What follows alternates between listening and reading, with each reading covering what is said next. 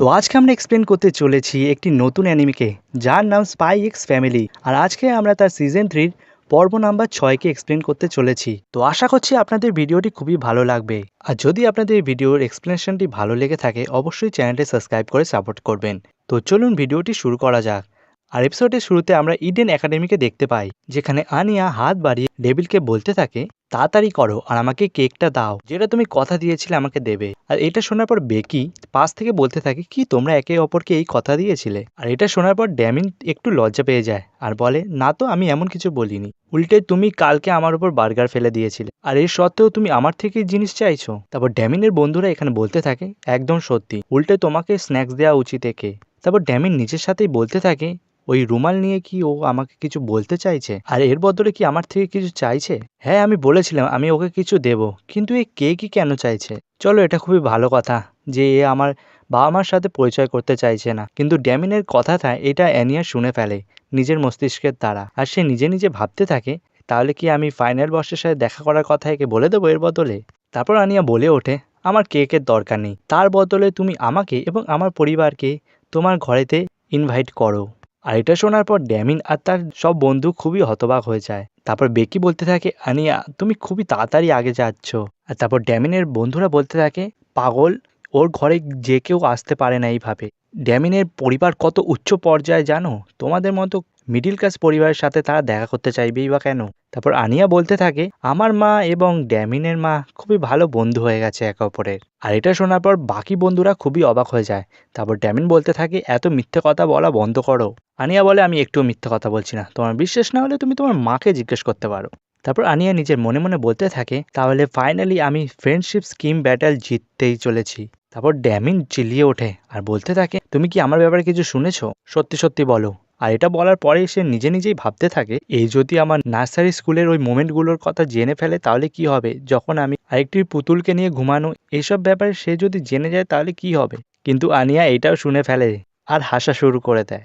তারপর আনিয়া বলতে থাকে, চিন্তা একটুও করো না, আমি তোমার ব্যাপারে কিচ্ছু শুনিনি। তারপর ড্যামিন একটু রিল্যাক্স অনুভব করে আর তারপর বলে, এটাই আমি ভেবেছিলাম, বলে সে চলতে থাকে। কিন্তু তারপর আনিয়া বলতে থাকে, থামো, আর তুমি আমাকে নিজের ঘরে ডাকো। তারপর ড্যামিন উত্তর দেয় আর বলতে থাকে, তোমার পরিবার ও বাকি পরিবারগুলোর মতোই যারা বড় লোক এবং নাম করা তার আশেপাশে ঘুরতে চায়। তারপর আনিয়া বলে, না, আমি একদম সিরিয়াস। তারপর ড্যামিন বলতে থাকে, সিরিয়াস? কোন বিষয়ে সিরিয়াস? আর তারপর সিন পরিবর্তন হয় আর আমাদের একটি হসপিটালকে দেখানো হয়, যেখানে অনেকগুলো লোক লয়েডকে প্রশংসা করছে তার কাজের জন্য।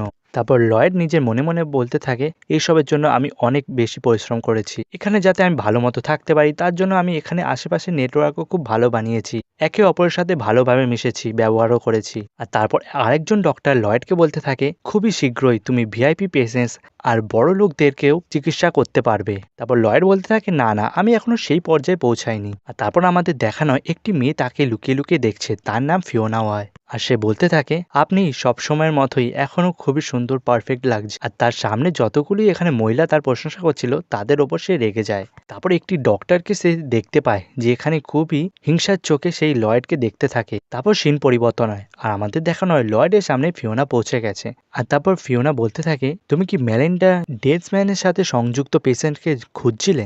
আর লয়েড উত্তর দেয় আর বলে, হ্যাঁ, সে মনে হয় লেডি পেট্রিয়ট সোসাইটির সাথে কোনো প্রকারে সংযুক্ত হয়েছে। তারপর ফিওনা হেভি রেগে যায় আর বলতে থাকে, কিন্তু মেলিন্ডা এই লিস্টে সব থেকে নিচু পর্যায়ে আছে। তারপর লয়েড বলতে থাকে, এই কারণেই তার ইনফরমেশন আমার খুবই দরকার। তারপর ফিওনা বলতে থাকে, এর থেকে বেশি ইনফরমেশন আমি দিতে পারবো না। তারপর লয়েড বলতে থাকে, হ্যাঁ, আমি এ বিষয়েও জানি। তারপর ফিওনা বলতে থাকে, হ্যাঁ, যদি আমি তোমার বউ হতাম তাহলে হয়তো এর থেকে বেশি ইনফরমেশন দিতে পারতাম। তারপর লয়েড উত্তর দেয় আর বলে, আমার সেসবের দরকার নেই, আমি শুধু চাই তুমি আমার অ্যাসিস্ট্যান্ট হয়েই থাকো। যদি মেলিন্ডা অনেকটাই গুরুত্বপূর্ণ হয় তাহলে আমি তোমায় বলবো সোসাইটির মধ্যে যাওয়ার জন্য।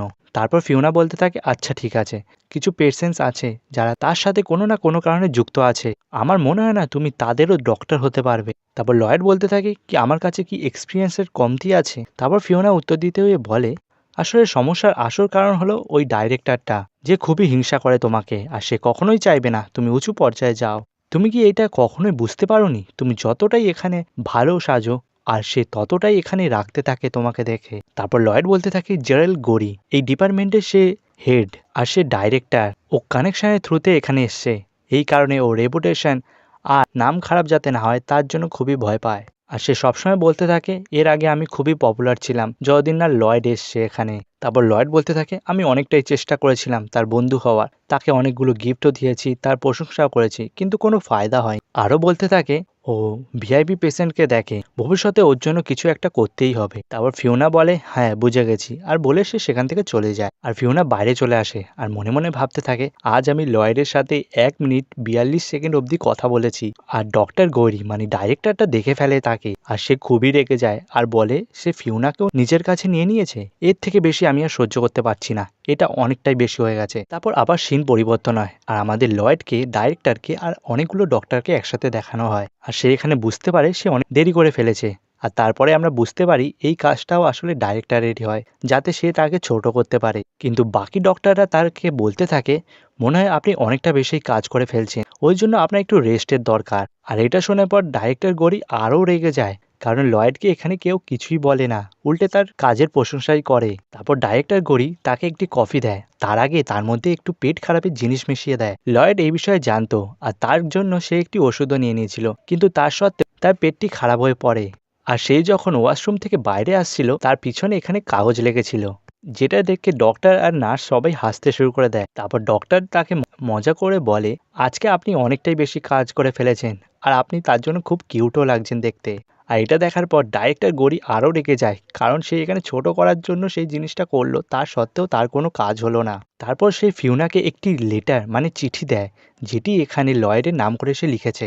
আর সেখানে লিখেছে সে যাতে লয়েডের সাথে দেখা করে, আর সেখানে লয়েড না থেকে এখানে ডাইরেক্টর গৌরী থাকবে, যে এখানে ফিওনাকে সামলে নেবে। এটাই আসলে তার প্ল্যান হয়। কিন্তু হ্যান্ডরাইটিং মানে হাতের লেখা দেখেই এখানে ফিওনা বুঝে যায় যে এটা ডাইরেক্টর গৌরীরই বুদ্ধি। তারপর সাথে সাথেই আমরা দেখি লয়েড সেখানে চলে আসে। তারপর ডাইরেক্টর গৌরী ভাবে তারা চিঠির ব্যাপারেই কথা বলছে, আর ফিওনা বলতে থাকে এবার বেশি হয়ে যাচ্ছে, এর কিছু করতেই হবে। আর লয়েড উত্তর দিয়ে বলে হ্যাঁ অবশ্যই। আর ডাইরেক্টর গৌরী আরও রেগে যায় আর বলে এইবার তো এর কাজ শেষই করে দেবো আমি। আর এরপর ডাইরেক্টর গৌরী স্টেট পুলিশকে সে ফোন করে, আর পুলিশকে ফোন করে বলতে থাকে এখানে একজন ডক্টর আছে যে অনেকটাই খারাপ কাজ করছে। আর কিছুক্ষণ পরে সিক্রেট পুলিশ সেখানে চলে আসে। তারপর ডাইরেক্টর গৌরী বলতে থাকে আপনারা ইউনিফর্ম পরে কেন আসেননি? আর তারপর সিক্রেট পুলিশরা বলতে থাকে পাগল, আমরা যদি ইউনিফর্ম পরে চলে আসতাম তাহলে এখানে সবাই চিনে যেত আমাদের। আর তারা বলতে থাকে বারবার আমাদের পুলিশ বলা বন্ধ করো, যদি এখানে সিচুয়েশন কিছু খারাপ হয় তাহলে তোমার হসপিটালের নামই খারাপ হবে কিন্তু। তারপর ডাইরেক্টর গৌরী ভাবতে থাকে আমি তো তাকে শুধু শিক্ষা দিতে চেয়েছিলাম, কিন্তু এসব বিষয়ে আমি বেশি একটা ভাবিও নি। আর লয়েডকে দেখাতে দেখাতে সে বলতে থাকে এর নাম লয়েড, আরে সিক্রেট রুমে গিয়ে ফাইলের ওপর কিছু একটা করছিল। আর তারা লয়েডের রুমে চলে যায় আর এখানে ফাইল চেক করে, যেখানে ডাইরেক্টর গৌরী এর আগের থেকেই মিথ্যে কিছু ফাইলস ওখানে রেখে দিয়েছিল। তারপর ডক্টর গৌরী যখনই দেখতে পায় এখানে সিক্রেট পুলিশরা সেটা পেয়ে গেছে, সে খুবই আনন্দিত হয়ে যায় আর বলে এইটাই সেই প্রমাণ। আর সিক্রেট পুলিশরা এখানে লয়েডকে ধরে ফেলে, যার ফলে ডাইরেক্টর গৌরী অনেকটাই খুশি হয়ে যায় আর সে এখানে উঠতে থাকে আর সে ভাবতে থাকে শেষমেশ আমি সফল হয়েছি। কিন্তু আমরা দেখতে পাই এখানে যে পুলিশগুলোতে আমাদের দেখানো হচ্ছিল তারা ফ্র্যাঙ্কি আর ফিওনা হয়, যে লয়েডের বন্ধু, যারা পোশাক পাল্টে এখানে লয়েডের সাহায্য করার জন্য এখানে এসছে। তারপর লয়েড বলতে থাকে কিন্তু এটা প্ল্যানের মধ্যে তো ছিলই না। তারপর ফ্র্যাঙ্কি বলতে থাকে তুমি চুপই করো, তুমি আমাকে এখানে কাজ করতে ডেকেছো, তো আমি তো এখানে একটু মজা করতেই পারি। তারপর ফিওনা বলতে থাকে ডক্টর গৌরী আমাদের এখনো দেখ। তারপরে নাটক আবার চালু হয়ে যায়, ফ্র্যাঙ্কিং এখানে প্রমাণ দেয় লয়েডকে, আর তারপর ফিওনা এখানে ডক্টর গৌরীকে সামনে নিয়ে আসে আর বলে এই বিষয়ে আমাদের ডক্টর গৌরী বলেছে। আর এটা শোনার পর ডাইরেক্টর একটু ঘাবড়ে যায় আর বলে তুমি খুবই পপুলার হয়ে গেছিলে, আর আমি ভেবেছি তুমি একজন এজেন্ট। আর লয়েড বলতে থাকে আমি তো শুধু এই টিমে নিজের একটি জায়গা তৈরি করতে চেয়েছিলাম, আর এই ডকুমেন্টটা তো টাইপরাইটার দিয়ে লেখা, যেখানে আমি টাইপরাইটার ব্যবহারই করতে জানি না। আর তারপর তারা বলতে থাকে তাহলে এখানে টাইপরাইটার কে ইউজ করে আমায় বলতে পারবে? তারপর লয়েড বলতে থাকে ডাইরেক্টরই এটা ব্যবহার করে। আর ডাইরেক্টর গৌরী বলতে থাকে না না আমি এটা করিনি, হতে পারে অন্য কেউ আমার টাইপরাইটারে ব্যবহার করেছে। তারপর ফ্র্যাঙ্কিং সিরিয়াস হয়ে যায় আর বলে তোমার নাম কি?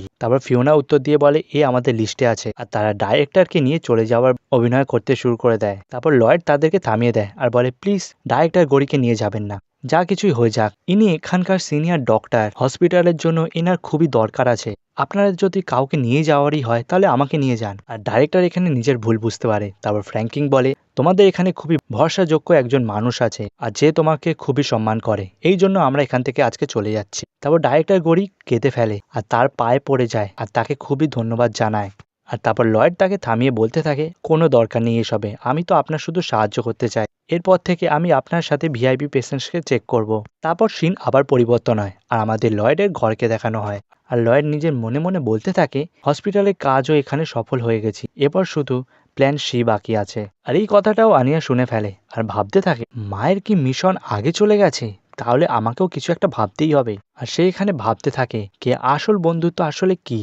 তারপর সিন আবার পরিবর্তন হয় আর সিকিউরিটি পুলিশ হেডকোয়ার্টারকে আমাদের দেখানো, আর যেখানে একজন পুলিশ তার ডাইরেক্টরকে বলতে থাকে 4th ডিভিশন আমাদের কিছু পাঠিয়েছে। আর ডাইরেক্টর তাকে থামিয়ে বলতে থাকে এটা এটা রেড সার্কাসের ব্যাপারে।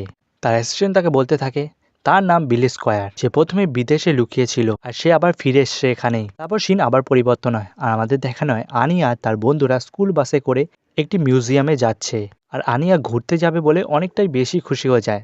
বেকি তাকে বলতে থাকে আমরা পিকনিকে যাচ্ছি না কোনো। আর ড্যামিন বলতে থাকে এইসব বেকার। তার বন্ধু তাকে বলতে থাকে এমন কোনো ব্যাপার না, আমাদের অনেকগুলো ডাইনোসরকে ওখানে দেখতে পাবো আমরা, হতে পারে আমাদের ওখানে মিশরের জিনিসপত্রও দেখানো হবে। আর ড্যামিন বলতে থাকে এমন সাধারণ মানুষের মতো আমাদের স্কুল বাসে করে কেন নিয়ে যাওয়া হচ্ছে। আর তারপর তার বন্ধু বলতে থাকে সব ধরনের অভিজ্ঞতা ভালো হয়। আর ড্যামিন তাকে থামিয়ে বলতে থাকে তুমি চুপ করো, তুমি ক্লাস 4-এ, তা আমাদের মাঝখানে কথা কেন বলছো। আর তারপর সেই ছেলেটি বলতে থাকে তুমি বেশি কথা বলছো, এটাই সুযোগ আলাদা আলাদা ক্লাসের বন্ধুদের সাথে দেখা করার। আর ড্যামিন বলতে থাকে আমার কোনো উদ্দেশ্য নেই বন্ধুত্ব বানানোর, আমি তো সব ক্লাসের ছেলেদেরকে নিজের শত্রু মনে করি। তারপর বিল বলতে থাকে চলো প্রতিযোগিতা করা যাক, যে বেশি ডাইনোসরের নাম নেবে সে জিতে যাবে।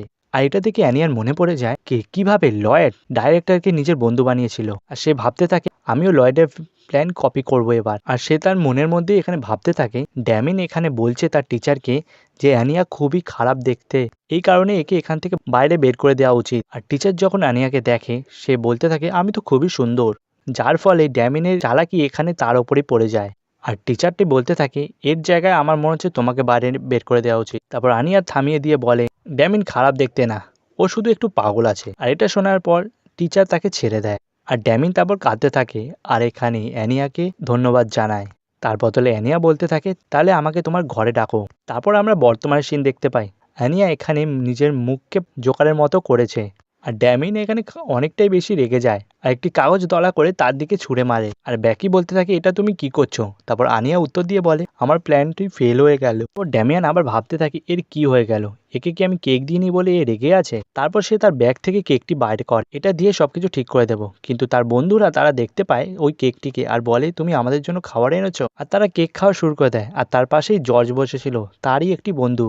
আর সে যখন তার থেকে কেক চায় সে খুবই রেগে যায় আর তাকে কেক দেয় না। তারপর সেই ড্যামিয়ানকে বলতে থাকে তুমি খুবই খারাপ একটি ছেলে। তারপর ব্যাকি অ্যানিয়াকে বলতে থাকে তুমি কি নিয়ে এসছো। আর অ্যানিয়া বলতে থাকে আমি পিনাটস নিয়ে এসেছি আর কুকুরের খাবারও জিনিস নিয়ে এসেছি।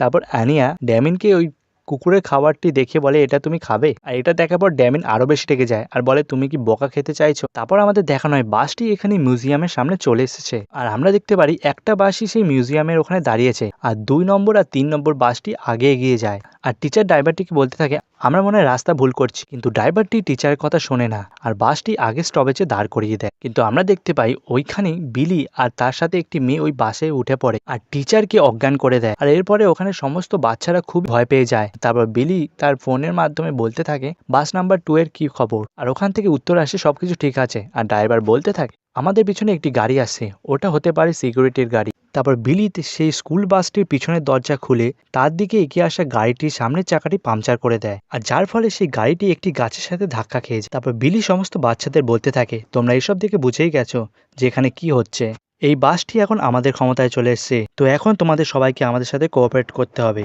আর এই ছোটির শুরুতে আমাদের স্কুলকে দেখানো হয় যেখানে একজন টিচার অ্যান্ডারসনকে বলতে থাকে যে বাসটি এখানে মিউজিয়ামের দিকে রওনা করেছিল ওই বাসটির মধ্যে ক্লাস 2, 3 এবং 4, 5 শ্রেণীর বাচ্চারা ছিল। আর বাসটির পিছনে যে সিকিউরিটির গাড়িটা যাচ্ছিল সেটাও একটি গাছে ধাক্কা খেয়ে খারাপ হয়ে যায়, কিন্তু তাও আমরা এর বাচ্চাদের অভিভাবকদের কিছু বলিনি, কিন্তু আমরা এই রিপোর্টটি পুলিশ স্টেশনে জানিয়ে দিয়েছি। আর তারপর টিচার অ্যান্ডারসন বলতে থাকে এটা ঠিক আছে, কিন্তু হেড টিচারের সাথে এই বিষয়ে আমি নিজে কথা বলতে চাই আর এই বিষয়ে অন্য কারোর কাছে যেন কোনো খবর না যায়। তারপর আবার সিন পরিবর্তন হয় আর আমাদের আনিয়ার বাসটিকে দেখানো হয় যেখানে আনিয়া সকল বাচ্চাদের মনের আওয়াজ শুনতে পেয়ে যায় আর যার ফলে সে চক্কর খেতে থাকে। এইটা দেখার পর ড্যামিনও একটু বিরক্তি বোধ করে, কিন্তু তারপরে বিল সকলকে এখানে উৎসাহ করার জন্য বলে তোমরা চিন্তা করো না, আমাদের সাহায্য করার জন্য কেউ না কেউ এখানে আসবেই। আর তাছাড়াও আমরা এখানে যতজন আছি সবাই বড় পরিবার থেকে এসেছি। আর এটা শোনার পর বিলি বলতে থাকে, মানে যে বাসটিকে দখলে এনেছে, এই বিষয়ে তো আমি প্রথম থেকেই জানি যে এখানে যারা আছো তারা খুব বড় পরিবার থেকে এসছে। আর তারপর সে কিছু স্টুডেন্টের নাম নেয়, যেমন বিল, বেকি অ্যান্ড ড্যামিনের নাম। তোমরা সবাই আমার জন্য খুবই গুরুত্বপূর্ণ, কারণ তোমাদের জন্যই আমি আমার মনোবাঞ্ছা পূরণ করতে পারবো। এই জন্য প্রার্থনা করো আমি যেটা চাইছি সেটা যাতে হয়ে যায়, আর তোমরা রাতের খাবার নিজেদের ঘরে খেতে পারো। তারপর সিন পরিবর্তন হয় আর আমাদের সিলভিয়ার আড্ডাখানাকে দেখানো হয়, যেখানে একজন অফিসার সিলভিয়াকে এই বিষয়ে কথা বলে। এটা শোনার পর সিলভিয়া বলতে থাকে পুলিশ এটা সামনে নিতে পারবে। তারপর অফিসার বলতে থাকে এই বাসটির মধ্যে অ্যানিয়া আর ড্যামিনো আছে। তারপর সিলভিয়া অন্য একজন অফিসারকে বলতে থাকে তুমি কি কোনো কিছু পেয়েছো? আর সেই অফিসারটা বলতে থাকে তারা চেক পয়েন্ট পার করে চলে গেছে, কিন্তু এখনো তারা ওই বাসটি এখনো খুঁজে পায়নি। সেই অফিসারটি বলতে থাকে এর জন্য মনে হয় আমাদের টয়লেটকে ওখানে পাঠানো উচিত হবে। সিলভিয়া বলতে থাকে আমরা এটা করতে পারি না, কারণ সে বিয়ান রিজনে কিছু কাজের জন্য ব্যস্ত আছে। তারপর সিলভিয়া অফিসারটাকে অর্ডার দেয় আর বলে যা যা গুরুত্বপূর্ণ তথ্য পাবে সেগুলো তুমি পুলিশকে দাও, আর আমরা শুধু এর পিছন থেকেই সাহায্য করব। তারপর আবার সিন পরিবর্তন হয় আর আমাদের বাসের ভিতরটি দেখানো হয়, যেখানে সকল বাচ্চারা খুবই চিন্তিত আছে যে বাসটি আসলে কোথায় যাচ্ছে, আর এরা যেটা চাইছে সেটা যদি ওখানে চলে যায় তাহলে আমাদের সাথে কি হবে। তারপর বেকিকে দেখানো হয় যে এখানে মনে মনে ভাবতে থাকে আমরা যদি কোনো কারণবশত জানতে পারি যে বাসটি আসলে কোথায় যাচ্ছে তাহলে আমরা সাহায্যের জন্য বাইরে থেকে সাহায্য পেতে পারবো। কিন্তু এই কথাটা অ্যানিয়া শুনতে পেয়ে যায়, আর সে তারপর তার মাথার শক্তি ব্যবহার করে যারা বাসটি তার দখলে এনেছে তাদের কথা শোনার চেষ্টা করে। তারপর আনিয়া বাস ড্রাইভারের কথাটি শুনতে পেয়ে যায়, যেখানে সে বলতে থাকে আমরা এখন প্যাপিয়ার প্যালেসের আধ ঘন্টা দূরত্বে আছি, আর আমরা যদি রুট 1কে ধরে এমনভাবে যেতে থাকি তাহলে আমরা যেখানে চাইছি সেই গন্তব্যস্থলে আমরা আরামসে পৌঁছে যাব। তারপর আনিয়া ব্যাকিকে বলতে থাকে এই বাসটি প্যাপিয়ার প্যালেসের পার্কে যাচ্ছে। তারপর ব্যাকি জিজ্ঞেস করতে থাকে তুমি এটা কি করে জানতে পারো? তারপর অ্যানিয়া বলতে থাকে আমি লিপ রিড করতে পারি। তারপর ব্যাকি বলতে থাকে আমাদের এই বিষয়ে বাইরে খবর দিতে হবে। তারপর ব্যাকি এখানে ভাবতে থাকে যে আসলে এই কথাটি আমরা বাইরে কিভাবে পাঠাতে পারি। তারপর অ্যানিয়া বলতে থাকে এই ব্যাপারটা আমার উপর ছেড়ে দাও, আমরা একটি কাগজের মধ্যে সবকিছু লিখে দেব, যেটা পড়ার পর সবাই বুঝে যাবে কি আসলে আমরা যাচ্ছি কোথায়। তারপর ব্যাকি তার হাতের লেখা দেখে বলে তোমায় কোড ল্যাঙ্গুয়েজে লিখতে হবে না। তারপর অ্যানিয়া বলতে থাকে এটা আমার অরিজিনাল হাতের লেখা। তারপর ব্যাকি বলতে থাকে তুমি ছেড়ে দাও, আমি এটা দেখে নিচ্ছি, আর এই চিঠিটার সাথে আমি আমার স্টুডেন্ট আইডিটাও লাগিয়ে দেবো।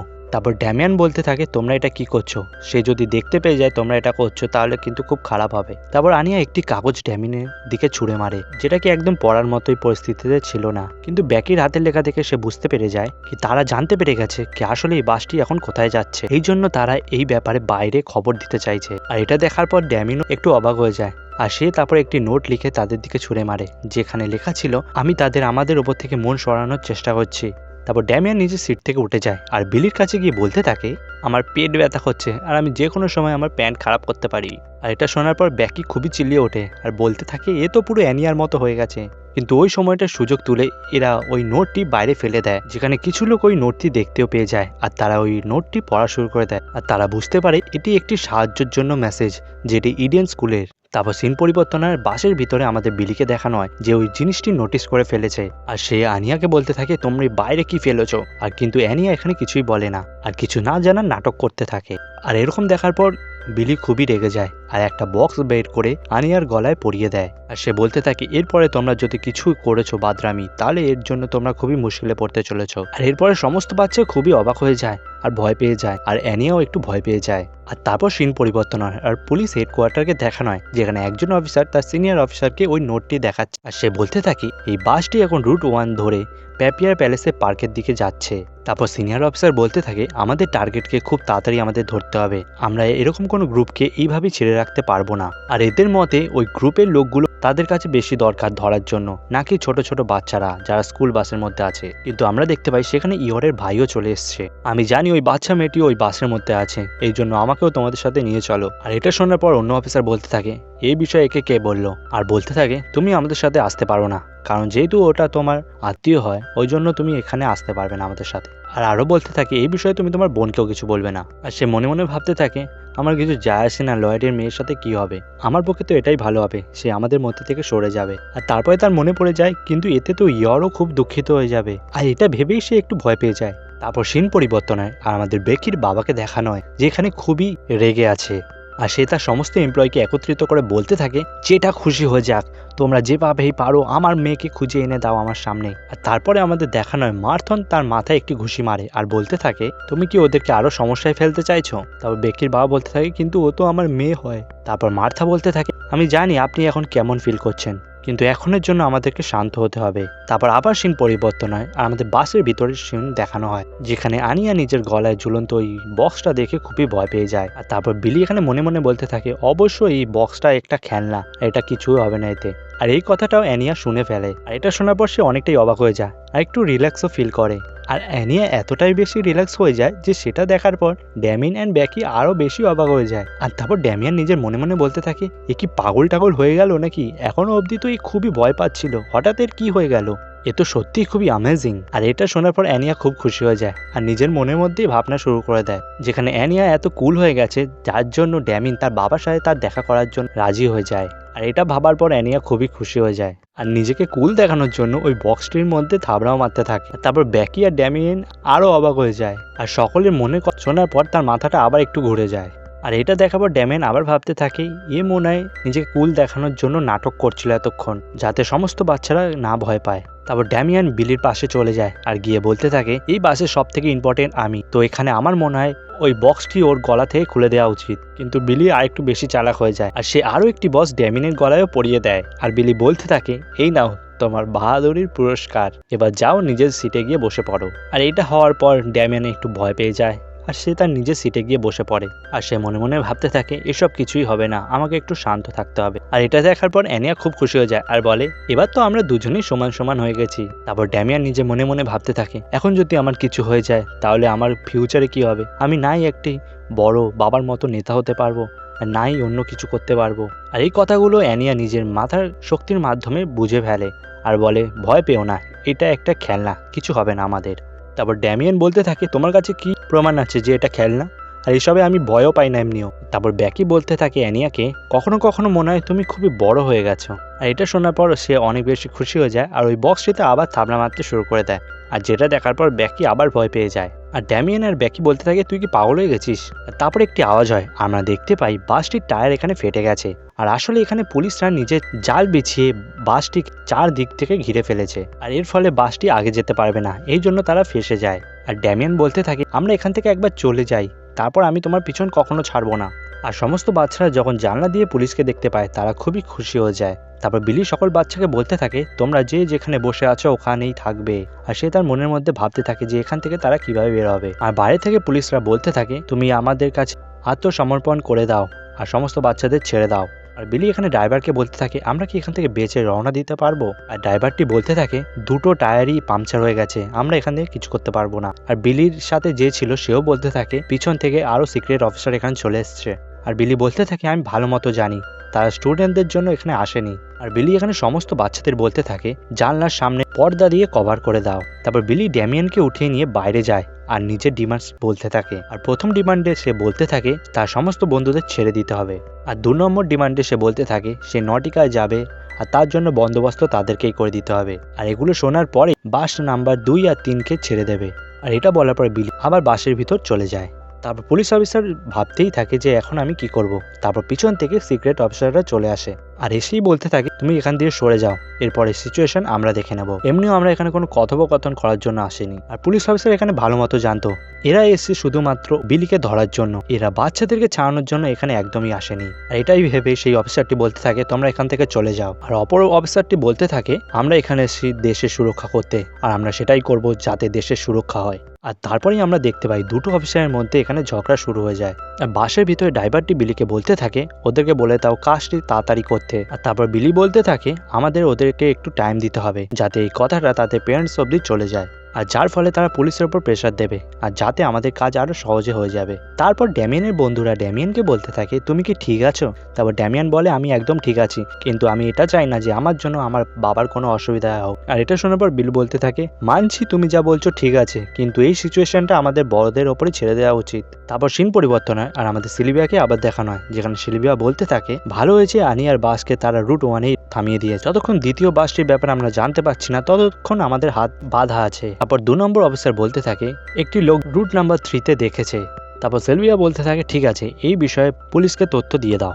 তারপর সিন পরিবর্তন হয়, আমাদের ইউরিকে দেখানো হয় যেখানে বাক সহকর্মীরা তাকে ওখানে বেঁধে রেখেছে যাতে সে এখান থেকে যেতে না পারে বাসটির কাছে। তারপর ইউরি বলতে থাকে আমি ওই জায়গাটা ভালো মতো চিনি, তো প্লিজ আমাকে এখান থেকে যেতে দাও। তারপর দেখি ইউরি ওখান থেকে চলে যায় আর আমাদের দেখানো হয় সে একটি লোকের কাছে গেছে সেখানে খবর নিতে। আর সেই লোকটি বলতে থাকে সে লাস্ট কেরা ব্রিজের সামনে ছিল। আর ইউরি বলতে থাকে চেক পয়েন্ট থেকে তারা বেশি দূরে যায়নি এখনো, কিন্তু এত বড় বাস যেখানেই যাবে সবার কারোর না কারোর চোখে তো পড়বেই, তো এই বাসটি আশেপাশেই কোথাও হবে। আর সে মনে মনে ভাবতে থাকে এই বাসটিকে আমি ততক্ষণ খুঁজবো যতক্ষণ না বাসটি আমি দেখতে পাচ্ছি। আমরা পিছনের পর্বে দেখেছিলাম এখানে ইহুরি একজন মানুষের সাথে কথা বলে আর সেখানে সে জানতে পারে যে বাসটা কোথায় আছে। আর তারপরে সে ঠিক করে সে কোনো কারণে হলেও বাসটিকে খুঁজে বের করবেই।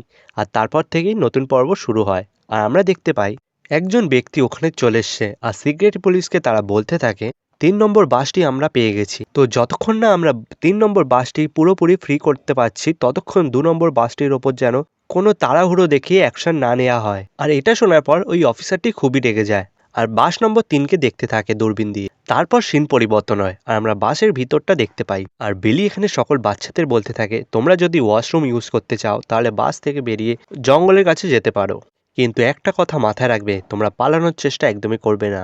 তারপর একজন বালক ওখানে বলে ওঠে আমি টয়লেটে যেতে চাই আর যতক্ষণ না ড্যামিন এখানে আছে ততক্ষণ আমি এখান থেকে পালাবোও না।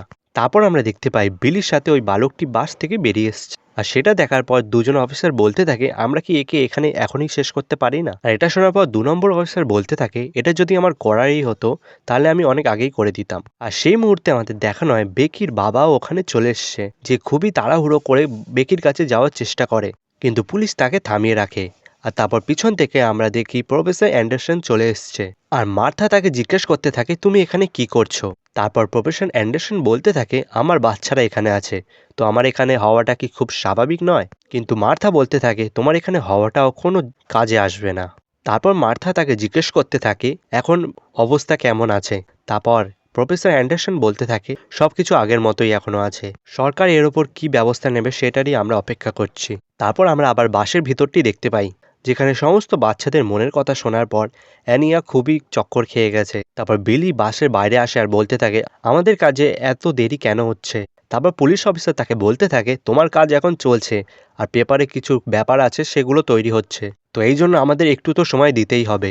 তারপর পুলিশ অফিসার বিলিকে বলতে থাকে আমার মনে হয় বাচ্চাদের খুবই খিদে পেয়ে গেছে, তো আমাদেরকে অ্যালাউ করো যাতে আমরা খাবারগুলো তাদের কাছে দিতে পারি। আর এটা শোনার পর বিলিও রাজি হয়ে যায় আর সে বলতে থাকে একটা শর্ত আছে, খাবার আর জল নিয়ে কেবলমাত্র একটা মানুষই বাসের ভিতরে আসতে পারবে, আর যে অবশ্যই কোনো পুলিশ অফিসার হবে না, যারা স্কুলে কাজ করে তাদের মধ্যেই একজনকে পাঠাতে হবে। বেকির বাবা ওখানে বলতে থাকে মাস্টার শেফকে পাঠিয়ে দিই, তাহলে ও ভালো খাবার বানিয়ে ওদের খাওয়াতে পারবে। আর এটা শোনার পর মার্থা বলে তুমি কি পাগল হয়ে গেছো, এটা কোনো পিকনিক টাইম চলছে না। তারপর বেকির বাবা বলতে থাকে এখানে খাবার আর জল দুটোই আছে, যান বাসের ভিতর নিয়ে যান। আর আমরা দেখতে পাই পুলিশ অফিসাররা এখানে ভাবে তারা ছদ্মবেশে বাসের ভিতরে যাবে। তারপর প্রফেসর অ্যান্ডারসন ওখানে চলে আসে আর বলতে থাকে বিলি যদি আপনাকে চিনে ফেলে তাহলে খুবই বড় সমস্যায় পড়তে পারে, তো এই জন্য খাবার আর জল নিয়ে আমি যাব। তারপর বিলি প্রফেসর অ্যান্ডারসনের তল্লাশি নিয়ে তাকে বাসের ভিতরে ঢুকতে দিয়ে দেয় আর একটি বাচ্চা তাকে দেখে খুবই খুশি হয়ে যায়। আর প্রফেসর অ্যান্ডারসন বলে সবাই শান্ত থাকো, তোমরা ইডেন একাডেমি স্টুডেন্ট, তো তোমাদের এই সিচুয়েশনে শান্ত থাকতে হবে। তারপর প্রফেসর অ্যান্ডারসন একজন টিচারকে দেখে, যাকে দেখার পর সে মনে করে যে এর অবস্থা খুবই খারাপ আছে, তো সে বিলিকে বলতে থাকে একে আমার মনে হয় হাসপাতালে পাঠানো উচিত। আর বিলি বলতে থাকে তুমি ভালো মতো জানো এটা আমি করতে পারবো না। প্রফেসর অ্যান্ডারসন বলতে থাকে কিন্তু যদি এর জায়গা আমি নিয়ে নিই আশা করছি তাতে তোমার কোনো সমস্যা হবে না। আর এতে বিলি রাজি হয়ে যায় আর তারপর আমরা দেখতে পাই সেই টিচারটি বাইরে চলে এসেছে আর তার জায়গায় প্রফেসর অ্যান্ডারসন বসে পড়েছে। আর ড্যামিয়েন আর অ্যানির গলায় ওই বক্সটি দেখার পর প্রফেসর অ্যান্ডারসন খুবই অবাক হয়ে যায় আর বলে এরা তো একটু দয়া দেখাচ্ছে না বাচ্চাদের ওপর। আর প্রফেসর অ্যান্ডারসন সকলকে বলতে থাকে তোমাদের মনে হয় এই সমস্যায় পড়ার পর খিদে পাচ্ছে না, কিন্তু বডিতে এনার্জি আনার জন্য এই খাবারগুলো একটু খেয়ে নাও। আর তারপর আমরা দেখতে পাই আনিয়া তার খাবারটা খুবই মহানন্দে খেতে থাকে আর এটা দেখার পর প্রফেসর অ্যান্ডারসন অবাক হয়ে যায় আর বলতে থাকে এ কি সত্যি এতটাই বাহাদুর। আর বেকি খাবারের ওপর তার বাবার কোম্পানির নাম দেখে বুঝে যায় যে এটা তার বাবাই পাঠিয়েছে। অ্যানিয়া বলতে থাকে তাকে ভালো হয়েছে তোমার বাবা এখানে আছে, সে যদি চায় এই সমস্যাটা খুবই সহজে শেষ করে দিতে পারবে। আর এটা শোনার পর ড্যামিন বলতে থাকে যদি এটা সত্যিকারেরই হয় তো তুমি তো এটা ভালো করেই জানো এর সাথে সাথে আমাদের কাজও শেষ হয়ে যাবে। তারপর প্রফেসর অ্যান্ডারসন বেলিকে বলতে থাকে তোমার কি কোনো বাচ্চা আছে? তারপর বেলি বলতে থাকে হ্যাঁ আমার একটি কন্যা আছে। তারপর প্রফেসর অ্যান্ডারসন বলতে থাকে তাহলে এতে এদের কি ভুল আছে? এদেরকে এদের বাবা মার কাছে যেতে দাও। তারপর বিলি বলে ওঠে, আমার একটি কন্যা ছিল যে এখন আর নেই। আর এটা শোনার পর প্রফেসর অ্যান্ডারসন একটু অবাক হয়ে যায়। বিলি বলতে থাকে, সেও আমাদের মতোই একজন ছিল। আপনি তো একজন টিচার, আপনার তো জানার কথা যে রেড সার্কাস একজন স্টুডেন্টদের গ্রুপ ছিল যারা ইকুয়ালিটি আর ফ্রিডমকে প্রমোট করত। আমরা শুধু যারা সমাজে পিছিয়ে আছে তাদের জন্য আওয়াজ তুলতাম, তাদের সমস্যার সমাধানের জন্য আমরা শুধু আওয়াজ তুলতাম, কাউকে কোনো রকম অসুবিধার মধ্যে না ফেলে। কিন্তু সরকার আমাদের সাথে খারাপ করেছে, আর এই জন্য আমিও সেটাই করছি যেটা তারা আমাদের সাথে করেছে। তারপর সিন পরিবর্তন হয় আর আমরা দেখতে পাই একটি রাস্তার ওপর একটি গাড়ির চাকার দাগ পড়ে আছে, যেটা ফলো করতে করতে এখানে ইউরি সেই ওয়্যার হাউসে চলে এসে যেখানে 3 নম্বর বাসটি আছে। আর সে যখন ওই ওয়্যার হাউসটার ভিতরে যায় সে দেখতে পেয়ে যায় ওই বাসটি ওখানেই আছে। তারপর সিন পরিবর্তন হয় আর আমরা বিলির অতীতকে দেখতে পাই, যেখানে আমরা দেখতে পাই সে তার মেয়েকে ওই আন্দোলনে যাওয়া থেকে থামাচ্ছে। সেখানে উত্তর দেয় তার মেয়ে আর বলতে থাকে, আমরা কোনো সাধারণ গ্রুপ না, আমরা সঠিকভাবে সঠিক কাজটা করছি। তারপরে তার বাবা চিল্লিয়ে ওঠে আর বলে, তুমি তো জানো এটা কতটা ক্ষতিকর হতে পারে। আর যেমনটা কি আমি শুনেছিলাম কালকে তোমার দলের কিছু লোকও ধরা পড়েছিল। কিন্তু বিডি বলতে থাকে, কিন্তু আমি এরকম কোনো খারাপ কাজ করিনি যেটা আমি ভয় পেয়ে যাব। এইসব জিনিসের ওপর আমি একটুও ভয় পাচ্ছি না। কিন্তু আমার একটা জিনিসের ওপরই ভয় লাগে, আমি এমন একটি দুনিয়ায় বসবাস করছি যেখানে আমি খারাপকে খারাপও বলতে পারবো না। এখানে অনেক লোক এমন আছে যারা খুবই সমস্যার মধ্যে আছে, আমি শুধু তাদেরই সাহায্য করতে চাই। তারপর বিলি বলতে থাকে, এই সব জিনিস এতটা সহজ না, এগুলো খুবই ভয়ঙ্কর। তারপর বিডি রেগে যায় আর বলতে থাকে, যদি আপনিও তাদের সাথেই হন তাহলে আপনিও আমার শত্রু। তারপর বিলি বলতে থাকে, আমি যদি আমার পরিবারের ব্যাপারে ভাবি তাহলে আমি তোমার শত্রুই। এটা শোনার পর বিডি কিছু বলে না আর সে সেখান থেকে চলে যায়। তারপর কিছু সময় পরের সিন আমাদের দেখানো হয় যেখানে সে জানতে পায় তার মেয়ে আর বেঁচে নেই, যেটা দেখার পর সে অনেকটাই অবাক আর খুবই দুঃখিত হয়ে যায়। তারপর একজন মানুষ তার কাছে আসে আর তাকে বলতে থাকে, তুমি লুকিয়ে পড়ো, সার্কাস এর জন্য তোমায় সাহায্য করবে। তারপর বর্তমানের সময় আমাদের দেখানো হয় যেখানে এই সমস্ত কথা এখানে আনিয়াও শুনে ফেলে আর ড্রাইভার একটু রেগে যায় আর বলে, আমরা কতক্ষণ ধরে এখানেই ফেসে থাকবো, 3 নম্বর বাসটি ব্যবহার করে আমরা এখান থেকে বেরোতে পারি। আর এটা শোনার পর বিলি বলতে থাকে, আমরা এমনটা করতে পারবো না, এখনের সময়ের জন্য আমাদের ওটিকে লুকিয়েই রাখতে হবে, বাসের সমস্ত বাচ্চারা আমাদের জন্য খুবই দরকারি। তারপর সিন পরিবর্তন হয় আর আমাদের একটি ওয়্যার হাউসকে দেখানো হয় যেখানে পুলিশ এখানে দেখতে থাকে যে এখানে কতজন টার্গেট আছে। আর একজন পুলিশ অফিসার বলতে থাকে, যখন বাসের থেকে সবাই দূরে থাকবে তখন আমরা আমাদের কাজ শুরু করে দেব। আর আমার মনে হচ্ছে এখানে সব থেকে দাড়ি যার আছে সেই এখানে লিডার, এদের একটুও সময় দেবে না, বাইরে এরা কন্ট্যাক্ট করতে পারে। আর তারপর আমরা দেখতে পাই যেমনই তারা সুযোগ পায় সেখানে তারা একটি গ্যাস ছড়িয়ে দেয়। আর তারপরে আমরা দেখতে পাই সমস্ত পুলিশরা তাদেরকে এক এক করে ওই রাস্তা থেকে সরিয়ে দেয়। আর রিরি যখনই এখানে বসটাকে ধরতে যায় সেই বসটি তার উপর হামলা করে দেয়, তার জন্য সে একটু জখম হয়ে যায়। আর তার সত্ত্বেও এখানে সে বসটিকে ধরে ফেলে আর তাকে অজ্ঞান করে দেয়। আর এর সাথে সাথে সিক্রেট পুলিশরা তাদেরকে ধরে ফেলে। তারপর আমরা দেখতে পাই তাদের মধ্যে একজন পুলিশ এখানে ইউরির এখানে জখম লেগে যাওয়ার জায়গাটা ঠিক করতে থাকে। আর ইউরি রেগে যায় আর বলতে থাকে, সত্যি আজকের দিনটা আমার জন্য খুবই খারাপ গেল, ওই কম বুদ্ধি বাচ্চাটার জন্য জানি না আমাকে আর কি কি সইতে হবে। তারপর সিন পরিবর্তন হয় আর আমরা দেখতে পাই এই খবরটা সিক্রেট পুলিশের লিডাররা জানতে পেয়ে যায়। 2 নম্বর বাসটি এখন ফ্রি হয়ে গেছে আর এর সাথে সাথে সে অর্ডার দেয় এরপর থেকে আগের সিচুয়েশন সিক্রেট পুলিশরাই হ্যান্ডেল করবে। আর এটা শোনার পর সিক্রেট পুলিশরাই বলতে থাকে যে এরপর থেকে আমরা সমস্যাটা খুবই তাড়াতাড়ি শেষ করার চেষ্টা করব। তারপর আমরা দেখতে পাই সেই পুলিশ অফিসারটি এখানে অ্যানাউন্স করতে থাকে যে বিলির সমস্ত বন্ধুদের সাথে কি হয়েছে। 3 নম্বর বাসটি পুরোপুরি ফ্রি হয়ে গেছে, তো তুমিও যদি এটা না চাও তো তাড়াতাড়ি নিজেকে সারেন্ডার করে দাও, আর আমরা খুব তাড়াতাড়ি প্যাপিয়ারের লোকগুলোকেও ধরে ফেলবো। আর অফিসার বলতে থাকে, আমরা তোমাকে সময় দিচ্ছি কাল সকাল অবধি। তারপর সিন পরিবর্তন হয় আর আমাদের বাসের ভিতরটি দেখানো হয় যেখানে বিলি আর বাস ড্রাইভার খুবই অবাক হয়ে গেছে। আর বিলি বলতে থাকে, তাহলে কি আমাদের প্ল্যানটি ফেল হয়ে গেল? তারপর বাস ড্রাইভার আর সেই মেয়েটি বলতে থাকে, এত সহজেই হার মেনো না, তুমি ভুলে যেও না তোমার মেয়ের সাথে যেটা হয়েছে তার বদলা নিতেই হবে। কিন্তু বাস ড্রাইভার নিজের মনে মনে ভাবতে থাকে, এখন আর আমরা বিলির ওপর ভরসা করতে পারবো না, এই জন্য এরপর থেকে পুরো ডিসিশন আমাকেই নিতে হবে। পুলিশের হাত থেকে বাঁচার জন্য আমি যেটা প্ল্যান করেছিলাম আমি সেটাই করব। আর তারপর আমাদের একটি ছবি দেখানো হয় আর বাস ড্রাইভারের এই কথাটা শোনার পর অ্যানিয়া খুবই অবাক হয়ে যায়। আর এর সাথে সাথে তার একটি অন্য আওয়াজও তার কানে আসে আর আমরা বুঝতে পারি এখানে সিকিউরিটি পুলিশও পুরো তৈরির সাথে এখানে চলে এসছে। তারা কালকে সকাল অবধি অপেক্ষা করবে না, তারা যা করার আজকে রাতের মধ্যে কমপ্লিট করে ফেলবে। তারপর অন্য পুলিশ অফিসার তাকে বলতে থাকে, তুমি তো কাল সকাল অবধি সময় দিয়েছিলে, তাহলেও তার কি হলো? যার পরে অন্য অফিসার বলতে থাকে, তোমার কি সত্যি মনে হয় তারা আমাদের কথা শুনবে? তাই আমাদের যা করার আজকে রাতের মধ্যেই করতে হবে। আর সেই অফিসারটি সমস্ত সৈনিকদের বলতে থাকে, তোমাদের যা করার তাড়াতাড়ি করো আর দেখবে যাতে ক্ষতির সাথে আমরা বিলিকে ধরতে পারি।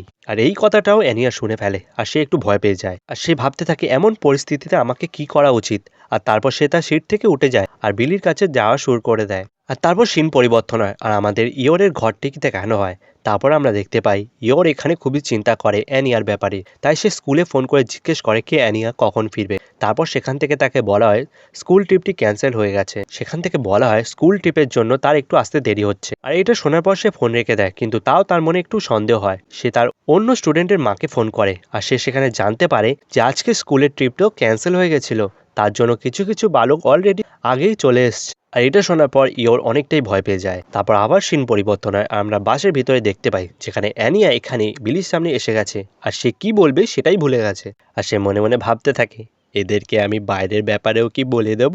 কিন্তু বাস ড্রাইভার ওই কথাটি মনে পড়ে যায় আর সে কিছু বলে না। আর সে চিল্লিয়ে ওঠে আমার খাবার চাই, আমার খুবই খিদে পেয়ে গেছে।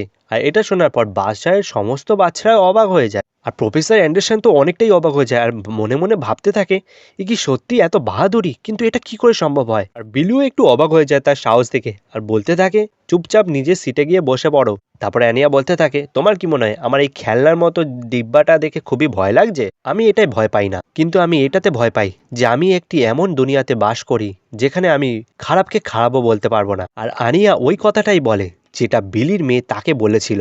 মানে অ্যানিয়ার বুদ্ধি দেখতে পাচ্ছ বন্ধুরা।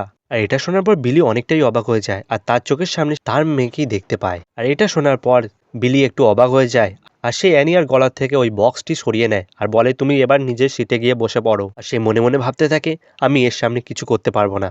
আর এই কথাটাও অ্যানিয়া শুনে ফেলে আর সে ভাবতে থাকে তার মানে এ আমার সামনে কিছু খারাপ কাজ করতে পারবে না। তাই অ্যানিয়া চিল্লিয়ে উঠে বলে আমি এখান থেকে যাব না। এটা শোনার পর অ্যান্ডারসন, বিলি আর সবাই খুবই অবাক হয়ে যায় আর বিলি বলতে থাকে তুমি এখান থেকে কেন যেতে চাইছো না? তোমার মতো বড় লোকের বাচ্চা এটা কি করে ভাবতে পারে? ঠিক আছে তুমি বাস থেকেই নেমে যাও। আর অ্যানিয়া বলতে থাকে আমি বাস থেকে নিচে যাব না, আমাকে খাবার দাও। আর এটা শোনার পর বিলি একটু অবাক হয়ে যায় আর মনে মনে ভাবতে থাকে এমনটা নয় তো যে ঘরে খাবার খেতে পায় না। আর তার জন্য মনে হয় এমন সিচুয়েশনে পড়া সত্ত্বেও তার এখানে খাওয়ার কথাটাই আগে আসছে মাথায়। আর এটা শোনার পর অ্যানিয়া একটু লজ্জা পেয়ে যায় আর সে মনে মনে ভাবতে থাকে এখানে সমস্ত বালক কি এরকমই? আর ড্যাশম্যান ফ্যামিলির বাচ্চাটাও কি এমনই? তো আমি যখন দেশের বাইরে ছিলাম তখন কি অস্ট্রেলিয়ার ইকোনমি এতটাই নেমে গেছিল কি তার জন্য বাচ্চাদের ঠিকমতো খাবারও পায়নি তারা? আর তার জন্যই মনে হয় তারা এমনটা করছে। আর বিলি অ্যানিয়াকে বলতে থাকে তুমি খাবারের জন্য এতটাই উদ্বিগ্ন হয়ে কেন আছো? আর এরপরে অ্যানিয়ার মাথায় কিছু আসে না আর তারপর সে বলে যে আমি এমন একটি দুনিয়া তৈরি করতে চাইছি যেখানে কোনো বাচ্চা না খেতে পেয়ে কখনো কাঁদবে না। আর এটা শোনার পর বিলি তো আরো অবাক হয়ে যায় আর ভাবে এইটুকু বয়সে এই বাচ্চাটা এমনটা কিভাবে ভাবতে পারে। আর বিলি মনে মনে ভাবতে থাকে এর জন্য কি আমিই দোষী? আর বিলির এমন আচরণ দেখে বাস ড্রাইভারও একটু রেগে যায়। তারপর দেখি সে হামলা করার জন্য আগে এগোতে থাকে আর আমরা দেখি অ্যানিয়ার সামনে প্রফেসর অ্যান্ডারসন চলে আসে। আর বিলি মনে মনে ভাবতে থাকে আমি কি এতটাই খারাপ, আমি কি করে ওই কথাটা বলতে পারি? তারপর তার একটি অতীতের কথা মনে পড়ে যায়। সে তার মেয়ের ওপর রাগ করে কারণ সে প্রতিবেশী বিড়ালদের খাবারের মাঝখানে ঢুকে পড়েছিল। আর তারপর তার মেয়ে তাকে বলতে থাকে আমি এমনটা এই জন্য করেছি বড় বিড়ালটির জন্য ছোট বিড়ালগুলো তাদের খাবার খেতে পারছিল না, আর এই জন্য আমি সবার জন্য সমান খাবার সেখানে দিচ্ছিলাম আর তার জন্য আমার একটু লেগে গেল। তারপর বিলি তাকে বলতে থাকে এটা তো সাধারণ কথা, পৃথিবীতে বেঁচে থাকার জন্য যারা শক্তিশালী হয় তারাই শেষ পর্যন্ত জয়ী হয়। তারপর তার মেয়ে বলতে থাকে এমনটা জানি যে এটা করা উচিত হয়নি, কিন্তু আমি আমার চোখের সামনে দেখতে পারবো না যে কেউ না খেতে পেয়ে কাঁদছে। আর এটা শোনার পর বিলি খুশি হয়ে যায় আর তারপরেই তার মাথায় খেয়াল আসে যে তার খাবারটাই বিড়ালদের খাইয়ে দিয়েছে, তো এখন তারা কি খাবে। তারপরে তার মেয়ে বলতে থাকে আপনি এমনটা কি করে বলতে পারছেন, কারণ এইসব শিক্ষা আমি আপনার থেকেই পেয়েছি, আপনিই আমাকে শিখিয়েছেন এসব, আর শুধুমাত্র আপনার জন্যই আমার নিজের প্রতি অনেক গর্ব অনুভব হয়। আর এটা দেখার পর বিলি তাকে থামানোর চেষ্টা করে আর মনে মনে ভাবতে থাকে আমি এসব ভুলতে পারবো না, আমি এসব ভুলতে পারবো না যে আমি এগুলো কেন শুরু করেছিলাম। আর এই কথাগুলো অ্যানিয়াও শুনে ফেলে, তার জন্য সেও একটু অবাক হয়ে যায় আর বিলি তার ব্যাগটি নিয়ে বাস থেকে বাইরে চলে যায়। আমি সবসময় জানতাম যে রেড সার্কাসের এই কাজ করার ধরনটা একটু খারাপ আছে, তা সত্ত্বেও আমি এটা থামাতে পারিনি। একবার আমার মেয়েকে আমি হারিয়ে ফেলেছি, তাকে আমি দ্বিতীয়বার হারাতে চাই না। আমি তো শুধু তার একটা ভালো পিতা হয়ে থাকার চেষ্টা করেছিলাম। আর এর সাথে সাথে তার ব্যাগটি পুলিশের কাছে সে দিয়ে দেয় আর স্যারেন্ডার করে নেয়। আর এটা দেখার পর পুলিশ অফিসাররাও খুবই অবাক হয়ে যায় আর তার সাথে সাথে বাসের ভিতরে যতজন ছিল তারাও খুব অবাক হয়ে যায়। আর তারা বলতে থাকে এ স্যারেন্ডার করে দিল, কিন্তু কেন? আর তার দলের লোকরা তাকে ভিতরে ডাকতে শুরু করে দেয়, কিন্তু বিলি তাদের কথা শোনে না আর পুলিশদের বলতে থাকে এসব আমার প্ল্যান ছিল, তো এদেরকে ছেড়ে দাও, এরা শুধু আমার কাজে ছিল। আর তারপর বাস ড্রাইভারটা খুবই রেগে যায় আর সে ওই বাসটিকে চালু করে দেয়, কিন্তু আমরা দেখতে পাই পুলিশ ভ্যান সেই বাসটিকে থামিয়ে দেয়। তারপর আমরা দেখতে পাই সে অ্যানিয়াকে তুলে নিয়ে বাস থেকে বেরিয়ে দৌড়াতে শুরু করে দেয়। তারপর মার্থা সেখানে চলে আসে, তার জন্য আমরা দেখতে পাই সে আনিয়াকে ছাড়িয়ে নেয়। আর তারপর পুলিশ সবাইকে ধরে ফেলে আর সমস্যার সমাধান হয়ে যায় আর সকল সকল বাচ্চা খুবই খুশি হয়ে যায়। পর্বের শুরুতে আমাদের একটি জায়গাকে দেখানো হয় যেখানে অ্যানিয়া এবং তার কিছু বন্ধুরা দাঁড়িয়ে আছে, আর তাদের এখানে তাদের সাহসের জন্য কিছু পুরস্কার দেয়া হয়, আর তাদের সেখানে স্টেলা স্টার দেয়া হয়। আর সেখানে আমরা দেখতে পাই অ্যানিয়া, ব্যাকি, ড্যামিয়েন অ্যান্ড বিল দাঁড়িয়ে আছে। আর আমরা দেখতে পাই সেই পুরস্কারটি এখানে অ্যানিয়া, ব্যাকি, ড্যামিন আর বিলকে দেওয়া হয়েছে। আর আমরা দেখতে পাই এই জন্য এরা সবাই খুবই খুশি হয়। কিন্তু আমরা ড্যামিয়েনকে দেখতে পাই যে এখানে তার বন্ধুদেরকে বলতে থাকে, আমি জানি না এই স্টারটি আমাকে কেন দেয়া হলো, আমি তো তেমন কিছু করিনি যার জন্য আমাকে এটা দেয়া হয়েছে। তারপর তার বন্ধুরা তাদের বলতে থাকে, তুমি মনে হয় ভুলে যাচ্ছ, তুমি বাসের মধ্যে তুমি বলেছিলে আমার টয়লেট পেয়েছে, আর আমায় না যেতে দিলে আমি বাসের মধ্যে সেটি করে ফেলবো। এই প্ল্যানটা তোমার কিন্তু জবরদস্ত ছিল। তারপর ড্যামিয়ান বলে, ঠিক আছে, আমি বুঝে গেছি। তারপর বেকি অ্যানিয়াকে বলতে থাকে, আমার মনে হয় কিছুক্ষণ পরে আমাদের ইন্টারভিউ নেওয়া হবে, আর তারপরে আমরা ফেমাস হয়ে যাব। তারপর প্রফেসর অ্যান্ডারসন সেখানে চলে আসে আর বলতে থাকে সেফটির জন্য এটা বন্ধ করা হয়েছে, সিক্রেট পুলিশরা বলেছে এই বিষয়ে যেন আমরা বেশি কথা না বলি। তারপর বেকি বলতে থাকে, কিন্তু আমি যে ফেমাস হব ভেবেছিলাম। তারপর প্রফেসর অ্যান্ডারসন মনে মনে ভাবতে থাকে, এটা সত্যিই একটা অসাধারণ কথা, এত বড় ঘটনা হওয়ার সত্ত্বে এখানে কোনো বাচ্চারই কোনো ক্ষতি হয়নি, এটি সত্যি একটি চমৎকারের থেকে কম কিছু না। তারপর আমাদের অতীতের সেই সিনগুলো দেখানো হয় যখন সেই বাসটি এখানে সকল পুলিশ ধরে ফেলেছিল, যেখানে আমাদেরকে দেখানো বিলি এখানে তার স্যারেন্ডার করে নেয়, আর তারপর সমস্ত পুলিশ তাদের সাথীকে ধরে নেয়, আর সকল বাচ্চাদের অভিভাবকরাও সেখানে চলে আসে তাদের বাচ্চাদের নিয়ে যাওয়ার জন্য। আর পুলিশের লোকরা যখন এখানে ড্যামিনের গলা থেকে ওই বক্সটা সরাচ্ছিল, তারপর ড্যামিয়েন খুবই রিল্যাক্স ফিল করছিল। আর পুলিশের লোকরা বলতে থাকে, কিন্তু এটা তো নকল ছিল। তারপর পুলিশের লোকরা বলতে থাকে, এতে ঘরের লোকদেরও এই ব্যাপারে বলে দেওয়া হোক, আর তাদেরকে এটাও বলে দেবে কিছু প্রশ্ন উত্তরের জন্য তাদের আবার ডাকা হতে পারে। আর তারপর আমরা বেকির বাবাকে দেখতে পাই যে এখানে কাঁদতে কাঁদতে খুবই দ্রুতগতির সাথে বেকির দিকে আসছে, আর বেকিকে ধরে এখানে সে কাঁদতে শুরু করে দিয়েছে। আর তারপর আমরা দেখতে পাই এখানে সকলের অভিভাবক এসে তার বাচ্চাদের নিয়ে চলে গেছে, কিন্তু আমাদের দেখানো এখানে ড্যামিয়েন আর অ্যানিয়ার জন্য কেউই আসেনি তাকে নিতে। ড্যামিয়েন তারপর তার বাসের কথা মনে করে, আর তারপর অ্যানিয়াকে বলতে থাকে, তুমি বাসের মধ্যে আমাকে যেটা বলেছিলে তার জন্য ধন্যবাদ, সত্যি তুমি খুবই সাহসী। আর এটা শোনার পর অ্যানিয়া খুবই খুশি হয়ে যায়। তারপর অ্যানিয়াও বলে ওঠে, সত্যি তুমিও কিন্তু অসাধারণ, যখন তুমি আমার গলা থেকে ওই বক্সটা সরানোর জন্য ওখানে যাচ্ছিলে তখনও কিন্তু তোমাকে একটা হিরো দিয়ে কম মনে হচ্ছিল না। আর এটা শোনার পর ড্যামিয়েন অনেকটাই বেশি লজ্জা পেয়ে যায় আর বলে, এটা সাধারণ একটি কথা। তারপর ড্যামিয়েন বলতে থাকে, এটা তো আমি একটা বন্ধুত্বের খাতিরে করেছি। তারপর এখানে অ্যানিয়ার কিছু মনে পড়ে যায়, সেটা হচ্ছে বন্ধুত্বের মধ্যে ঝগড়া। তারপর অ্যানিয়া বলতে থাকে, তাহলে আমি তোমার প্রিয় বন্ধু হয়েই গেছি। তারপর ড্যামিয়েন বলে, এটা আবার কি ধরনের কথা, আমি কখন বললাম তুমি আমার বেস্ট ফ্রেন্ড? তারপর অ্যানিয়া বলতে থাকে, কালকে আমি তোমার ঘরে যাব। তারপর ড্যামিয়েন বলে, কিন্তু কেন, আমি তো তোমায় যেতে বলিনি। তারপর অ্যানিয়া বলতে থাকে, কিন্তু বন্ধু তো একে অপরের ঘরে যেতেই পারে, তাই না? আর তার বাবা মাদের সাথেও দেখা করায়। ড্যামিয়েন বলে, এইসব কথা এখানে আসছে কোথার থেকে, আর এইসব কেনই বা আমি করতে যাব? আর এমনিতেও তুমি ড্যাশম্যান ফ্যামিলির পিছনে পড়ে আছো, সেই জন্য তুমি আমার বন্ধু হতে পারো না। তুমি এখনই দেখতে পারো যে আমার পরিবার আমাকে এখনো নিতে আসেনি, তো এই কারণে তুমি যদি আমার কাছে চলেও আসো এর কোনো কাজে আসবে না, কারণ এর ফলে তুমি আমার পেরেন্টস মানে অভিভাবকের কখনো কাছে আসতে পারবে না। তারপর অ্যানিয়া তার পিঠে থাবড়া দেয় আর বলে, কোনো ব্যাপার না, চলে চলে, এসব চলতে থাকে। তারপর ড্যামিয়েন বলতে থাকে, আমাকে বাদ দাও, তোমার ফ্যামিলিও তো তোমাকে নিতে আসেনি। তারপর পুলিশ অফিসারের সাথে প্রফেসর অ্যান্ডারসন সেখানে চলে আসে, আর পুলিশ অফিসারটি তাকে বলতে থাকে, তোমাদের অভিভাবক এখনো তোমাদের নিতে আসেনি মনে হচ্ছে, তো চলো আমি তোমাদের বাড়ি ছেড়ে দিয়ে আসছি। আর অ্যানিয়া এই কথাটা শোনার পর খুব খুশি হয়ে যায়, কারণ সে পুলিশের গাড়ি করে বাড়ি যেতে পারবে। আর সেই সময় আমরা ইয়র্ককে দেখতে পাই যে খুবই স্পিডে এখানে চলে এসছে, আর এসেই বলতে থাকে, অ্যানিয়া তুমি কেমন আছো, তোমার কোথাও ব্যথা তো লাগেনি? তারপর অ্যানিয়া বলতে থাকে, না না, আমি ঠিক আছি। আর সে একটু ইমোশনাল হয়ে যায়, আর সে একটু কান্না শুরু করে দেয়, আর সেই ইয়রকে জড়িয়ে ধরে, আর সেই জন্য ইয়রও তাকে একটু জড়িয়ে ধরে শান্ত করতে থাকে। আর এটা দেখার পর প্রফেসর অ্যান্ডারসন বলতে থাকে, তাহলে এর মধ্যেও বাচ্চাদের কিছু হাবভাব আছে। তারপর ওখানে থাকা একটি এজেন্ট বলে ওঠে, এইসব তো শুরু হওয়ার আগেই শেষ হয়ে গেল, আমরা কোনো কথা ছাড়াই এখানে চলে আসলাম। আর এই কথাটাও অ্যানিয়া শুনে ফেলে, আর সে এখানে বুঝে যায় যে এখানে তাকে বাঁচানোর জন্য লয়েডও চলে এসছে।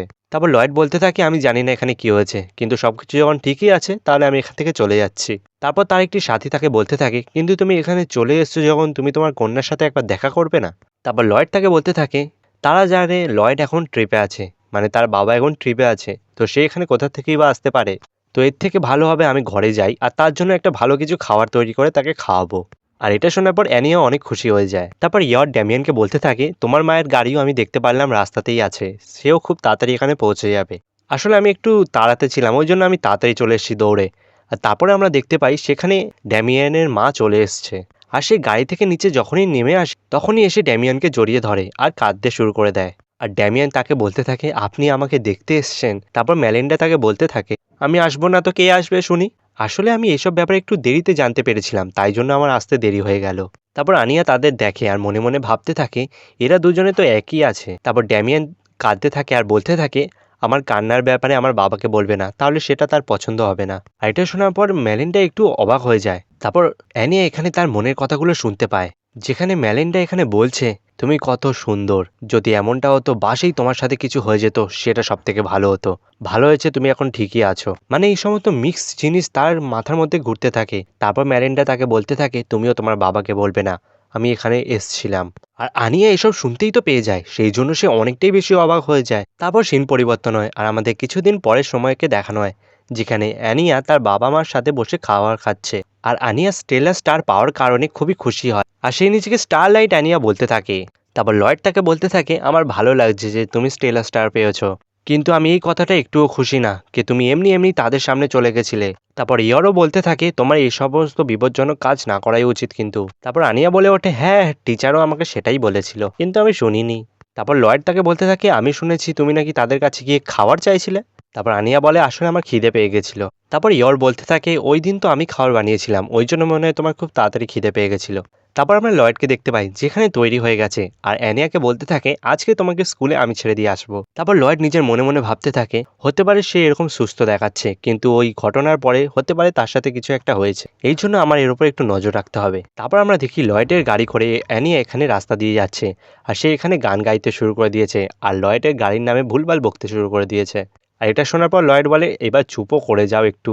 আর মনে মনে ভাবতে থাকে আমার মনে হয় না এর ওপর নজর রাখতে হবে, এর কিছুই হয়নি।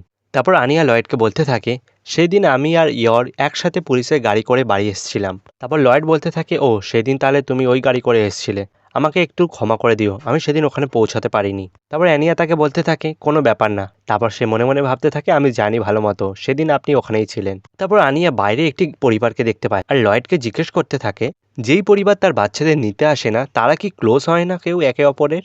লয়েড বলে এগুলো কোনো ব্যাপারই না, কেন কি হয়েছে। কিন্তু অ্যানিয়া কিছু বলে না আর সে মনে মনে ড্যামিয়েন আর মেলিন্ডার কথা মনে করতে থাকে আর সে মনে মনে ভাবতে থাকে তারা একটু আলাদা ধরনের। আর লয়েড তাকে চুপচাপ দেখার পর মনে মনে ভাবতে থাকে তাহলে আমি সেদিন আসনি বলে এর মনে খারাপ লেগেছে, তাহলে এর মনে হয় সেই দিনের কথা মনে পড়ে গেছে যখন একে কেউ নিতে আসতো না, যার জন্য মনে হয় এর একটু খারাপ লেগেছে, আমার মনে হয় কিছু করতে হবে এর জন্য। আর এটাও অ্যানিয়া শুনে ফেলে। তারপর অ্যানিয়া বলে ওঠে এখন যদি আমি একটু কেক পেয়ে যেতাম তাহলে ভালো হতো। তারপর লয়েড বলে ঠিক আছে আমি কেক কিনে দিচ্ছি তোমাকে। তারপর সিন পরিবর্তন হয়, আমরা প্রফেসর অ্যান্ডারসনকে দেখতে পাই সে ওই টিচারটার সাথে দেখা করতে এসছে যার সেদিন বাসের মধ্যে শরীর খারাপ হয়ে গেছিল। আর টিচার বলতে থাকে সেই ঘটনাটা মনে করলে আমার কিরকম ভয় লাগতে শুরু করে দেয়। তারপর প্রফেসর অ্যান্ডারসন বলে তাহলে আপনার তো কোনো ডক্টরকে দেখাতে হবে, আর আমি একটা ডক্টরকে চিনি যে আপনার এই সমস্যাটির সমাধান করে দিতে পারবে। তারপর টিচার বলতে থাকে আমার তো সেদিন বাচ্চাদের ওপর নজর রাখা উচিত ছিল, কিন্তু আমি নিজেই শরীর খারাপ করে ফেললাম। তারপর প্রফেসর অ্যান্ডারসন বলে আপনার নিজের ওপরও একটু নজর রাখা উচিত ছিল। তারপর টিচার তাকে জিজ্ঞেস করতে থাকে গতকাল প্যারেন্টস মিটিং কেমন গেল। তারপর প্রফেসর বলতে থাকে সিকিউরিটি পুলিশের জন্য আমাদের একটু অসুবিধা হয়েছে। তারপর আবার সিন পরিবর্তন হয় আর আমরা ড্যামিয়ানকে দেখতে পাই যে তার গাড়ি থেকে নিচে নেমেছে। তারপর ড্যামিয়ানের কিছু বন্ধু তার কাছে ছুটে আসে আর বলে তো এত সময় পরে তোমার বাবা মার সাথে সময় কাটিয়ে তোমার কেমন লাগছে। তারপর আমাদের পুরনো সিন দেখানো হয় যেখানে ড্যামিয়ান ঘরে খাবার খাচ্ছে আর সে তার পিছনে থাকা একটি লোককে জিজ্ঞেস করে আমার মা এখন কি করছে। আর সেই লোকটি তাকে বলতে থাকে সে আবার সেই নিজের ভিলাতে চলে গেছে। আর তার সাথে সাথে সে এটাও বলতে থাকে তুমি যে খাবারগুলো খাচ্ছ সেগুলোই তোমার মাই তৈরি করে দিয়ে গেছে। তারপর আবার বর্তমানে সিন দেখানো হয় কিছু মেয়ে এখানে ড্যামিয়ানকে গুড মর্নিং বলে আর যখন ড্যামিয়ান তার উত্তর দেয় তারপর তারা খুবই খুশি হয়ে যায়। তারপর ড্যামিয়ান তার বন্ধুদের বলতে থাকে এরা তো ক্লাস 4-এর, তাহলে এদের কি হয়ে গেল হঠাৎ। তারপর তার বন্ধুরা তাকে বলতে থাকে সেদিনের ঘটনার পর ক্লাস 3 আর 4-এর জন্য তুমি হিরো হয়ে গেছো। আর সেই মেয়েগুলো এখানে বেকিকেও দেখে আর তাকে দেখার পরেও তারা খুবই খুশি হয়ে যায়, কারণ বেকির সেই এসওএস প্ল্যানটা তাদের খুব ভালো লেগেছে। আর তখনই সেখানে অ্যানিয়াও চলে আসে আর সেই মেয়েগুলো অ্যানিকে দেখার পর বলতে থাকে তুমি তো সেই দিন পুরো হিরোর মতো কাজ করেছো। আর সেই জন্য অ্যানিয়াও খুব খুশি হয়ে যায়। আর তারপর আমরা দেখতে পাই ক্লাস 4-এর যত স্টুডেন্ট ছিল সেখানে তারা সেখানে অ্যানিয়াকে ঘিরে ফেলে আর তার নামে খুব ভালো ভালো কথা বলার সাথে প্রশংসা করতে থাকে আর তাকে গুড মর্নিং বলে। আর এসব দেখার পর সে মনে মনে ভাবতে শুরু করে দেয় আবার আমার এত ফলোয়ার হয়ে গেছে যে এখন আমার লাখ লাখ বন্ধু তৈরি হয়ে গেছে, আর এর জন্য আমি পুরো দুনিয়ার ওপর রাজত্ব করতে শুরু করে দেবো। তারপর ড্যামিয়ান তাকে দেখে আর ভাবে এ কি শুরু করে দিল আবার। তারপর ব্যাকি তাকে বলতে থাকে তুমি কি হিংসা করছো। তারপর ড্যামিয়ান বলতে থাকে তুমি কি বলছো, যদি অ্যানি এত পপুলার হয়ে যায় তারপর কেউ তোমার থেকে যদি ওকে চুরি করে নিয়ে চলে যায় তো তোমার কেমন লাগবে তখন। আর এটা শোনার পর ড্যামিয়ান একটু লজ্জা পেয়ে যায় আর একটু ভয়ও পেয়ে যায়। তারপর ড্যামিয়ান বলতে থাকে সে এমন কিছু করেনি, সে তো একটু সাধারণ মানুষের মতো একটু খাবারে গিয়ে চেয়েছিল। তারপর এটা শোনার পর সকলে বলতে থাকে, সত্যি কি তুমি কমনার? আর এই জন্যই মনে হয় তুমি সাহস দেখিয়ে সেই খারাপ মানুষের কাছে দাঁড়িয়েছিলে। তারপর একটি মেয়ে বলতে থাকে, আমিও যদি অ্যানিয়ার মতো কমনার হতাম তাহলে আমিও অ্যানিয়ার মতো হিরো হয়ে যেতাম। তারপর তারা তাকে জিজ্ঞেস করতে থাকে, অ্যানিয়া আমাকে বলো তুমি কি করে হিরো হয়েছো? তারপর অ্যানিয়া বলতে থাকে, আমি রোজ পুড়ে যাওয়া খাবারগুলো খাই। আর তারপর সেটা শোনার পর সকলে অবাক হয়ে যায় আর বলে, এই জন্য তুমি এত শক্তিশালী। আর এটা শোনার পর ড্যামিয়েনের বন্ধুরা বলতে থাকে, এর মা বাবা এর জন্য খাবার বানায়, তার মানে তো সত্যি এরা খুবই গরিব। তারপর ড্যামিয়েন বলে, তোমাদের এটা বলা উচিত হয়নি। আর সে মনে মনে ভাবতে থাকে, আমার মায়ের হাতের রান্না কি সুন্দর ছিল। আর তারপর অ্যানিয়া নিজের মনে আবার কিছু ভাবতে শুরু করে দেয় আর সে এখানে ভাবতে থাকে, ড্যামিয়েন এখানে কান্না শুরু করে দিয়েছে আর তার মা তাকে বলতে থাকছে, আমার সেই সমস্ত বাচ্চাদের পছন্দ হয় না যারা শুধু কাঁদে। তারপর সবাই বলতে থাকে, অ্যানিয়ার সাথে যদি আমরা বন্ধুত্ব করি তাহলে আমরাও শক্তিশালী হয়ে যাব। আর এটা শোনার পর ড্যামিয়েন বলে, এবার আমিও শক্তিশালী হব। আর তারপর আমরা দেখতে পাই ড্যামিয়েন তার বাবাকে নিয়ে অ্যানিয়ার ঘরে চলে এসছে, যাতে সেও অ্যানিয়ার মতো শক্তিশালী হতে পারে। আর এইসব অ্যানিয়ার মনের মধ্যেই চলতে থাকে। তারপর সে আবার উল্টো করে ভাবতে শুরু করে যে প্রথমে অ্যানিয়া ড্যামিয়েন আর তার বাবাকে ডাকবে তাদের ঘরে, আর এই মিশনের নাম দেয় প্ল্যান বি। তারপর অ্যানিয়া সবাইকে বলতে থাকে, আমার বাবা আমায় রোজ পড়াশোনা করায়। কিন্তু এটা শোনার পর তেমন কেউ কিছু পাত্তা দেয় না। তারপর সে আবার বলে, যখনই কোনো বাজার দোকান করতে হয় আমি সমস্ত কিছু ক্যারি করি। আর এটা তো কিছুই না, আমি তো 100 কেজির একটি ব্রাশকে নিয়ে দাঁত ব্রাশ করি রোজ, আর 100 ডিগ্রি সেলসিয়াস উষ্ণতায় জল দিয়ে আমি রোজ স্নান করি। আর এটা শোনার পর বেকি ভাবতে থাকে, এসব কথা শুনে একে তো আবার লোকে মিথ্যাবাদী ভাববে। তারপর বেকি চিল্লিয়ে ওঠে আর বলে, আসলে অ্যানিয়া শক্তিশালী হয়েছে কারণ তার মায়ের জন্য। আর এটা শোনার পর অ্যানিয়া একটু রেগে যায় আর মনে মনে ভাবতে থাকে, তাহলে এ আমার পপুলারিটিটা আমার মাকে দিতে চাইছে। আর সে মনে মনে ভাবতে থাকে, তোমার এত সাহস হয় কি করে, কি তুমিও কি একটা কোনো গোয়েন্দা? তারপর সবাই তাকে বলতে থাকে, তুমি কি আমাদের ট্রেনিং দিতে পারবে? তারপর অ্যানিয়া বলে, আমি ঘরে কাউকে ট্রেনিং দিতে পারবো না। তারপর সবাই বলতে থাকে, তাহলে আমাদের ট্রেনিং কে দেবে? তারপর অ্যানিয়া তাদের বলতে থাকে, তোমাদের ট্রেনিং আমি দেবো। তারপর ড্যামিয়ান তাদেরকে বলতে থাকে, তুমি যদি এর বন্ধু হও তাহলে তোমরা লজ্জা পেয়ে যাবে। আর এটা শোনার পরও অ্যানিয়া ভাবতে থাকে, তাহলে মনে হয় এও আমার পপুলারিটি নিজের নামে নিতে চাইছে। তারপর ব্যাকি বলতে থাকে, হ্যাঁ, কারণ সে হিংসা করছে। তারপর অ্যানিয়া ড্যামিয়ানকে বলতে থাকে, তোমাকে আমার একটুও পছন্দ হয় না। তারপর ড্যামিয়ানও একটু রেগে যায় আর বলে, কি বললে তুমি? আমারও তোমাকে একটুও পছন্দ হয় না। তুমি একটা মোটা বুদ্ধি আর খুবই কম হাইটের একটি খারাপ হাতে লেখা মেয়ে। তারপর ড্যামিয়ানের বন্ধুরা তাকে বলতে থাকে, তুমি রোস্ট করতে তো দারুণ শিখে গেছো। আর এইবার অ্যানিয়া একটু কেঁদে ফেলে আর বলতে থাকে, আমি মোটেও ছোট না। আর এটা দেখার পর সবাই ভাবতে থাকে, তাহলে এখানে অ্যানিয়ার থেকেও ড্যামিয়ান শক্তিশালী। আর এটা শোনার পর অ্যানিয়া আরও একটু কাঁদতে শুরু করে দেয়। তারপর ব্যাকি তাকে শান্ত করতে থাকে আর বলতে থাকে, হয়েছে হয়েছে, চুপ করো এবার। আর এটা দেখার পর ড্যামিয়ান একটু খারাপ লাগে আর তাকে বলতে থাকে, ঠিক আছে, আমায় ক্ষমা করে দাও, আমি এর জন্য তোমায় কেক খাওয়াবো। চুপ করো এবার, কান্না থামাও। তারপর ড্যামিয়ানের বন্ধুরা একটু অবাক হয়ে যায় আর বলতে থাকে, তুমি কি এক্ষুনি ক্ষমা চাইলে? তারপর ড্যামিয়ান তাদের দিকে ঘুরে আর বলতে থাকে, যারা শক্তিশালী হয় তারাই ক্ষমা চাইতে পারে। আর এটা শোনার পর ড্যামিয়ানের বন্ধুরা অনেক খুশি হয়ে যায়। তারপর অ্যানিয়া তাকে বলতে থাকে, কিন্তু আমি এখনো হারিনি। তারপর আবার এখানে অ্যানিয়া আর ড্যামিন লড়াই শুরু করে দেয়। আর এইবার ওখানে থাকা সবাই খুবই বোর হয়ে যায় আর তারা নিজের ক্লাসে যেতে শুরু করে দেয়। তো পর্বের শুরুতে আমরা টিচার অস্টিনকে দেখতে পাই, যে কিনা ঘুমোচ্ছিল, কিন্তু একটা খারাপ স্বপ্ন দেখার কারণে সে উঠে চিল্লাতে শুরু করে আর সেই জন্য তার স্ত্রীও ঘুম থেকে উঠে যায় আর বলে, এত রাতে কেন চিল্লাচ্ছ? না চিল্লিয়ে ঘুমিয়ে পড়ো। তারপর সে বলে, ঠিক আছে। তারপর পরের দিনের সকালের সিন আমাদের দেখানো হয় আর সেখানে মনে মনে ভাবতে থাকে, আমার অনেক দিন ধরে এই জিনিসটা হতে পারে সেই দিনের ঘটনার পর থেকে এই জিনিসটা শুরু হয়েছে। তারপর তার পার্সটা সে দেখতে পায়, যেখানে লয়েড ফরচারের নামটা সে দেখতে পায় আর সেটা হচ্ছে ডক্টর। আর তারপর তার প্রফেসরের বলা কথা মনে পড়ে যায়। তারপরে আমাদের সিন শিফট হতে দেখা হয় আর তার প্রফেসরের বলা কথাটা মনে পড়ে যায় আর তারপরে আমরা দেখি সিন পরিবর্তন হয় আর সেই টিচারটা এখানে লয়েডের কাছে পৌঁছে যায় আর সেই লয়েডকে বলতে থাকে, মিস্টার অ্যান্ডারসন আমায় বলেছিল আপনার সাথে দেখা করতে। তারপর লয়েড তার দিকে একটি চায়ের কাপ এগিয়ে দেয় আর বলে, আপনার সমস্যাটা কি সেটা আমায় বলুন। তারপর টিচার বলতে থাকে আর সে বলতে থাকে, আমি অনেকদিন ধরেই ঠিক করে ঘুমোতে পারছি না, যেদিন বাসে আমার সাথে ওই ঘটনাটা হয়েছে সেদিনের পর থেকে। লয়েড বলে, এতে লজ্জা পাওয়ার কি আছে? ওরকম ঘটনা হওয়ার পর থেকে কারোরই এখানে ঠিকমতো ঘুম নাই আসতে পারে। হ্যাঁ জানি, আমরা বড় হয়ে গেছি, কিন্তু এমনটা নয় যে আমাদের ভয় টয় কিছু লাগে না। এটা একদম সাধারণ একটি ব্যাপার। আমার মেয়েও সেদিন ওই ঘটনার দিন ওই বাসের মধ্যেই ছিল, সেই জন্য আপনার ব্যাপারটা আমি ভালো মতোই বুঝতে পারছি। কিছু ভাববেন না, আমি আপনার সাহায্য করব আর আপনার পুরনো জীবনে ফেরাতে সাহায্য করে দেব। তারপর টিচারটি মনে মনে ভাবতে থাকে, দেখেই মনে হচ্ছে এ একটা ভালো মনের মানুষ। তারপর সে তাকে বলতে থাকে, আমি শুনেছি আপনি থেরাপি নেওয়ার জন্য আসেন। তারপর লয়েড বলতে থাকে, হ্যাঁ, আমরাও তাদের সাথে একটি টিমের মতো হয়ে কাজ করি। তারপর থমাস একটু সিরিয়াস হয়ে যায় আর সে মনে মনে ভাবতে থাকে, তো সামনে যে আছে তার নাম থমাস অস্টিন। আর এমনিতে যদি দেখা যায়, একটা টিচারের স্টুডেন্ট আর তার বাবা মাদের সাথে অনেকটাই ভালো সম্পর্ক থাকে আর আমার বিশ্বাস আছে যে এও হাই প্রোফাইল স্টুডেন্টদের সাথে অনেকটাই ক্লোজ আছে আর এত বছর ধরে পড়ানোর কারণে তার সাথে অনেকটাই ভালো ভালো উঁচু বংশের ছেলেমেয়েদের সাথে জানাশোনা আছে। একে যদি আমি সাহায্য করি পরে গিয়ে আমারই অনেকটা কাজে আসবে। তারপর লয়েড টিচারটিকে আরও ভালোভাবে জিজ্ঞেস করে আপনার অসুবিধা কী হচ্ছে আমায় বলুন। তারপর টিচার আবার বলতে থাকে খারাপ স্বপ্ন দেখার কারণে আমি ঠিক করে ঘুমোতে পারি না। তারপর লয়েড তাকে বলতে থাকে আপনার কি ওই স্বপ্নটা মনে আছে? তারপর টিচার তাকে বলতে থাকে না আমার কিছু মনে নেই। তারপর লয়েড তাকে বলতে থাকে আপনার কি ফ্ল্যাশব্যাকের ব্যাপারে কিছু মনে আছে? টিচার বলে আমি কিছু জানি না এই বিষয়ে, কিন্তু আমার হাত কাঁপতে থাকে আর আমার সারাদিনই নিজেকে অনেকটা ক্লান্ত মনে হয়। তারপর লয়েড তাকে বলতে থাকে এইসব কি ওই ঘটনার পর থেকে শুরু হয়েছে? তারপর টিচার বলতে থাকে হ্যাঁ আপনি বোধহয় ঠিকই বলছেন।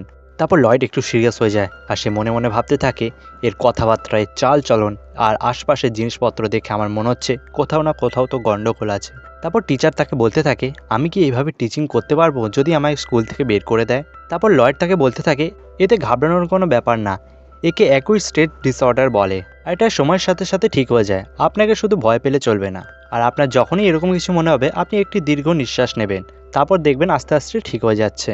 আর এটা বলার পর টিচারটি সেখান থেকে চলে যায় আর লয়েড তাকে বলে আমার সাথে থার্সডেতে আবার দেখা করে নেবে। তারপর সেখানে ফিওনা চলে আসে আর লয়েডকে বলতে থাকে ওই মানুষটি মিথ্যে কথা বলছে তোমায়, আর সেটা বলার পর সে কিছু রিপোর্ট এখানে লয়েডকে দেওয়া শুরু করে দেয়। লয়েড বলে আমার নিজেরই মনে হয় সে মিথ্যে কথা বলছে, কিন্তু তুমি আমার জন্য কি তার উপর আরেকটু বেশি করে নজর রাখতে পারবে? এইটা বলার পর লয়েড সেখান থেকে চলে যায়। তারপর ফিওনা তাকে বলতে থাকে ঠিক আছে, আর তারপর সে মনে মনে ভাবতে থাকে আজ আমি 12 সেকেন্ড অবধি কথা বলেছি। তারপর পরের দিন আমাদের দেখানো হয় যেখানে টিচারটি আবার এখানে লয়েডের সাথে দেখা করতে চলে আসে। তারপর টিচার তাকে বলতে থাকে আমার কালকেও সেম স্বপ্ন এসছে আর তারপরে আমি অনেকটাই বেশি ভয় পেয়ে গেছি, আর সেই জন্য আমার স্ত্রী অনেকটাই রেগে যায় আর আমায় চুপ করতে বলে। তারপর লয়েড তাকে বলতে থাকে আপনাদের বিবাহ কবে হয়েছে? তারপর টিচার বলতে থাকে বোধহয় 20 বছর হয়ে গেল। তারপর লয়েড তাকে বলতে থাকে আপনার স্ত্রীর সাথে আপনি ভালোভাবে কথা কবে বলেছিলেন? টিচার বলে এক্ষুনি তো তোমায় বললাম, কালকেই আমাকে ও চুপ করতে বলছিল। তারপর লয়েড বলতে থাকে এটাকে ভালো কথা বলা বলে না একদমই। তারপর টিচারটি বলতে থাকে এই থেরাপির মধ্যে কি আমার ওয়াইফের সাথে কথা বলাটাও কোনো যুক্ত আছে? তারপর লয়েড তাকে বলতে থাকে আপনার ট্রিটমেন্ট চলছে এই বিষয়ে কি আপনি আপনার স্ত্রীকে বলেছেন? তারপর টিচারটি বলতে থাকে আমি এখনো এসব কিছু বলিনি তাকে। তারপর লয়েড তাকে বলতে থাকে কিন্তু কেন বলেননি? তারপর টিচার বলতে থাকে আমি তাকে অনেকটাই বেশি ভয় পাই। লয়েড বলতে থাকে ভয়, কিন্তু কেন? তারপর টিচারটি তাকে বলতে থাকে আমি যদি এই বিষয়ে তাকে বলি সে আমায় ভাববে আমি কোনো কাজের না। তারপর লয়েড তাকে বলতে থাকে কিন্তু আপনি তো একটা ভালোই সম্মানীয় টিচার। তারপর টিচার তাকে বলতে থাকে আমি এসব কিছু জানি না, আপনি শুধু আমায় ঠিক করে দিন। তারপর লয়েড সিরিয়াস হয়ে যায় আর তাকে বলতে থাকে আমায় ক্ষমা করবেন, আমি আপনাকে গত সপ্তাহ থেকেই ভালো করে দেখছি আর আমি এখানে জানতে পেরেছি আপনার এই যে জিনিসটা হচ্ছে সেটা বাসের ঘটনার আগের থেকেই হচ্ছে। তারপর টিচার একটু ঘাবড়ে যায় আর বলে না না সেটা তো তার আগের থেকেই হচ্ছে আমার সাথে। তারপর আমরা দেখতে পাই টিচারের এখানে অতীতের কথা মনে পড়ে যায় যখন তার এই জিনিসটা হওয়া শুরু হয়েছিল, আর বর্তমানে সিন আমাদের দেখানো হয় যেখানে টিচারটা অনেকটাই বেশি ঘাবড়ে যায়। তারপর লয়েড তাকে বলতে থাকে আপনার হাবভাব দেখে আমার মনে হচ্ছে সেটি না ঘটনা ঘটার থেকেও আপনি অন্য কিছুতে ভয় পান। আর তারপর টিচারের তার ওয়াইফের কথা মনে পড়ে যায় যে সর্বদা তাকে বকাঝকা করতে থাকে। তারপর টিচার বলতে থাকে না না এটা সেদিন বাসের ঘটনার জন্যই হয়েছে, না না হতে পারে সেটা আমারই নিজেরই দোষ। তারপর টিচারের অতীতের কথা মনে পড়ে যায় যখন সে হসপিটালে ভর্তি ছিল, যখন টিচার তাকে বলতে থাকে বোধহয় আমায় কদিন এখানে হসপিটালেই থাকতে হবে। তারপর তার স্ত্রী তাকে বলতে থাকে এটা তো ভালো কথা, তাহলে আমি কদিন নিশ্চিন্তে ঘুমোতে পারবো, আর সেই জন্য আমি চাই তুমি সর্বদাই হসপিটালে থাকো আর নিজের বিলস পে করতে থাকো। আর সেই কারণে টিচারটা অনেকটাই বেশি ভয় পেয়ে যায় আর লয়েড তার পাশে এসে তাকে বলতে থাকে শান্ত হয়ে যান। তারপর টিচার বলতে থাকে এটা হতে পারে না, আমি ওই গুন্ডাগুলোর থেকে আমি আমার স্ত্রীকে কি করে বেশি ভয় পেতে পারি?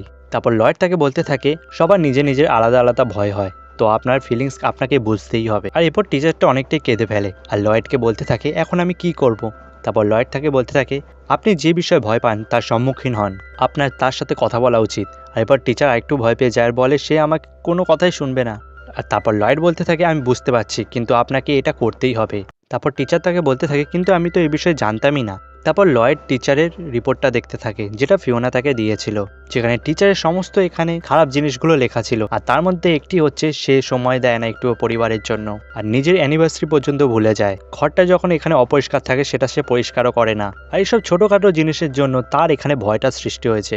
তারপর লয়েড তাকে বলতে থাকে আমি জানি একটা সম্পর্ককে মেনটেন করা খুবই কঠিন কাজ, এই জন্য আমি আমার ঘরে অনেকটাই সময় দেওয়ার চেষ্টা করি আর আমার স্ত্রীকে সাহায্য করারও অনেকটাই বেশি চেষ্টা করি। তারপর লয়েড মনে মনে ভাবতে থাকে এ যদি আমার আসল পরিচয়টা জানতো তাহলে সত্যি জিনিসটা অনেকটাই বেশি খারাপ হয়ে যেত। তারপর টিচার বলতে থাকে আমি আমার স্ত্রীর এক্সপ্রেশনটা দেখার চেষ্টা করি তারপর লয়েড তাকে বলে শুধু এক্সপ্রেশন দেখলে কিছু হবে না, আপনি কি তার কখনো কথা শোনার চেষ্টা করেছেন, তার মনের অবস্থা জানার চেষ্টা করেছেন? তারপরে আমরা দেখি দরজার আগে এখানে ফিওনা সেই কথাগুলো শুনতে থাকে আর মনে মনে ভাবতে থাকে সেনপাই এটা আপনার মতো কেউ করতে পারবে না। তারপর লয়েড তাকে বলতে থাকে তুমি তোমার স্ত্রীর প্রশংসা করবে আর তাকে একটু যত্নে রাখবে, তার উপর একটু খেয়াল করবে।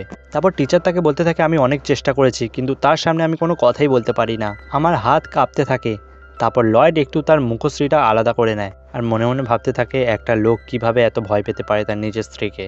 তারপর লয়েড তাকে বলতে থাকে তো চলুন সবার প্রথমে এটা ঠিক করছি আমি, দেখুন আমি মানছি আপনার ভয়টাকে আপনি অনেকটাই বেশি ভয় পান, তো আপনাকে তার সম্মুখীন হতে হবে, তাহলে আপনি জিনিসটা থেকে উপরে আসতে পারবেন। তারপর টিচার বলতে থাকে এটা কি আমি করতে পারবো? তারপর লয়েড তাকে বলে আপনি ওই সময়টা মনে করুন এখন, আর আপনি মনে করুন আপনি আপনার স্ত্রীর সামনেই আছে। তারপর টিচারটা অনেকটাই বেশি চিল্লিয়ে ওঠে ভয়তে, আমার চোখের মধ্যে প্লিজ পেঁয়াজ ঢেলো না, আমি তোমার খাবার আমি নিজে একটুও খাবো না। তারপর লয়েড তাকে জাগিয়ে দেয় আর বলে ভয় পাবেন না, আপনি আমার কাছেই আছেন এখনো। আর লয়েড মনে মনে ভাবতে থাকে সত্যি একটা বিবাহ অনেকটাই বেশি কষ্টের। তারপর ফিওনার দরজার আড়াল থেকে বলতে থাকে যদি আমরা একসাথে হতাম তাহলে আমি এমনটা কখনোই আপনার সাথে করতে পারতাম না। তারপর কিছুদিন পরের সময় আমাদের দেখানো হয় যেখানে টিচারটি আবার লয়েডের সাথে দেখা করতে এসে। তারপর লয়েড তাকে জিজ্ঞেস করতে থাকে এখন আপনার স্ত্রীর সাথে আপনার সম্পর্ক কেমন আছে। তারপর টিচার এখানে অনেকটাই খুশি হয়ে যায় আর বলে আস্তে আস্তে আমি আমার স্ত্রীর সাথে ভালোভাবে কথোপকথন করতে পারছি। আর লয়েড এটা শোনার পর একটু খুশি হয়ে যায় আর বলে এই হলো না কথা। তারপর সিন পরিবর্তন হয়, আমরা ইয়রের অফিসটাকে দেখতে পেয়ে যাই যেখানে তার সিনিয়র অনেকটাই বেশি এখানে রেগে যায় এক্সট্রা কাজের জন্য। তারপর ইয়র তার সামনে যায় আর বলে আমি কি আপনার কোনো সাহায্য করে দিতে পারি? তারপর তার সিনিয়র অনেকটাই খুশি হয়ে যায়। তারপর ইয়র তাকে বলতে থাকে আপনি আমাকে খাবার বানানো শিখিয়েছিলেন, তার মূল্যটা আমি কখনো ভুলতে পারবো না। সিনিয়র বলে হ্যাঁ একদম ঠিক বলেছো তুমি। তারপর সে তার কাজটা করা শুরু করে দেয়। তারপর শ্যারন তাকে বলতে থাকে আজকাল তুমি অনেকের কাজ করা শুরু করে দিয়েছো আর লোকের সাথে কথাও বলছো অনেক। তারপর ইয়র একটু ভয় পেয়ে যায় আর বলে আমি কি তোমায় ডিস্টার্ব করছি, তার জন্য ক্ষমা করে দিও। তারপর শ্যারন বলে কোনো ব্যাপার না। তারপর ইয়র মনে মনে ভাবতে থাকে আমি নিজের পরিচয় লোকানোর জন্য আমি লোকের সাথে ঠিক করে কথা বলতাম না আগে, কিন্তু এখন তো আমার কাছে আরও বেশি জিনিস আছে লোকানোর জন্য, মনে হয় আমি অনেকটাই বেশি পরিবর্তন হয়ে গেছি। তারপর শ্যারন সেদিনের ঘটনার ব্যাপারে ইয়রকে জিজ্ঞেস করতে থাকে। তারপর ইয়র বলে অ্যানিয়া এখন ঠিক আছে। তারপর তাদের সিনিয়র বলে তোমরা তাড়াতাড়ি কথা বন্ধ করে নিজের কাজটা তাড়াতাড়ি করো। তারপর শ্যারন তাকে বলতে থাকে আজকে ডিনার তো তোমার নামে হতে চলেছে। তারপর ক্যামেলিয়া বলে আচ্ছা ঠিক আছে। তারপর শ্যারন ইয়রকেও বলে তুমিও আসবে আমাদের সাথে। আর এটা শোনার পর ওখানে সবাই খুবই অবাক হয়ে যায়। আর ইয়র মনে মনে ভাবতে থাকে নর্মাল দেখানোর জন্য আমি লোকের সাথে এখানে খাবার খেতে যাব, এটা ভালো হবে। তারপর ইয়র বলতে থাকে এই বিষয়ে আমি আমার হাজব্যান্ডকে বলে দিচ্ছি। তারপর আমরা দেখি সিন পরিবর্তন হয় আর একটি রেস্টুরেন্টকে দেখানো হয়। আর আমরা এখানে দেখতে পাই ইয়র এখানে অনেকটাই বেশি খেয়ে ফেলে, ওই জন্য সে এখানে ভুলভাল বকা শুরু করে দেয়।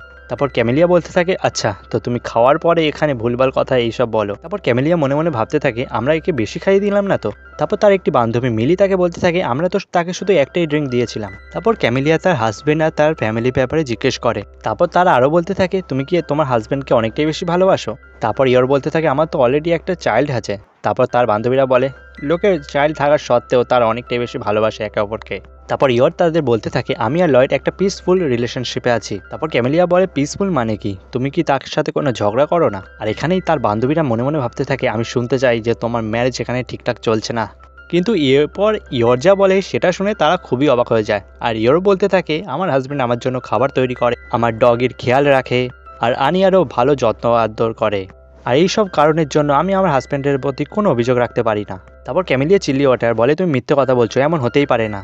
তারপর মিলি বলতে থাকে হ্যাঁ ঠিক বলেছো, কেউ এত পারফেক্ট হতেই পারে না। তারপর ক্যামেলিয়া তাকে বলতে থাকে আমার তো মনে হচ্ছে তোমার সাথে এখানে ধোঁকা হচ্ছে, হতে পারে একদিন তোমার সমস্ত পয়সা নিয়ে সে এখান থেকে চলে গেল আর তারপর তোমাকে ছেড়ে দেবে। তারপর ইয়র বলতে থাকে এমনটা কখনোই হবে না। আর সে মনে মনে ভাবতে থাকে ধোঁকা তো আমি তাকে দিচ্ছি। তারপর ইয়র তাদের বান্ধবীদের জিজ্ঞেস করতে থাকে অভিযোগ থাকা কি নর্মাল? তারপর তার বান্ধবীরা বলে আবার নয়তো কি, প্রথমে দুজন দুজনকে অনেকটাই বেশি ভালোবাসে, তারপর তারা ডেটে যায় আর লেট করে তারা, আর তারপর তারা হেসে দেয়।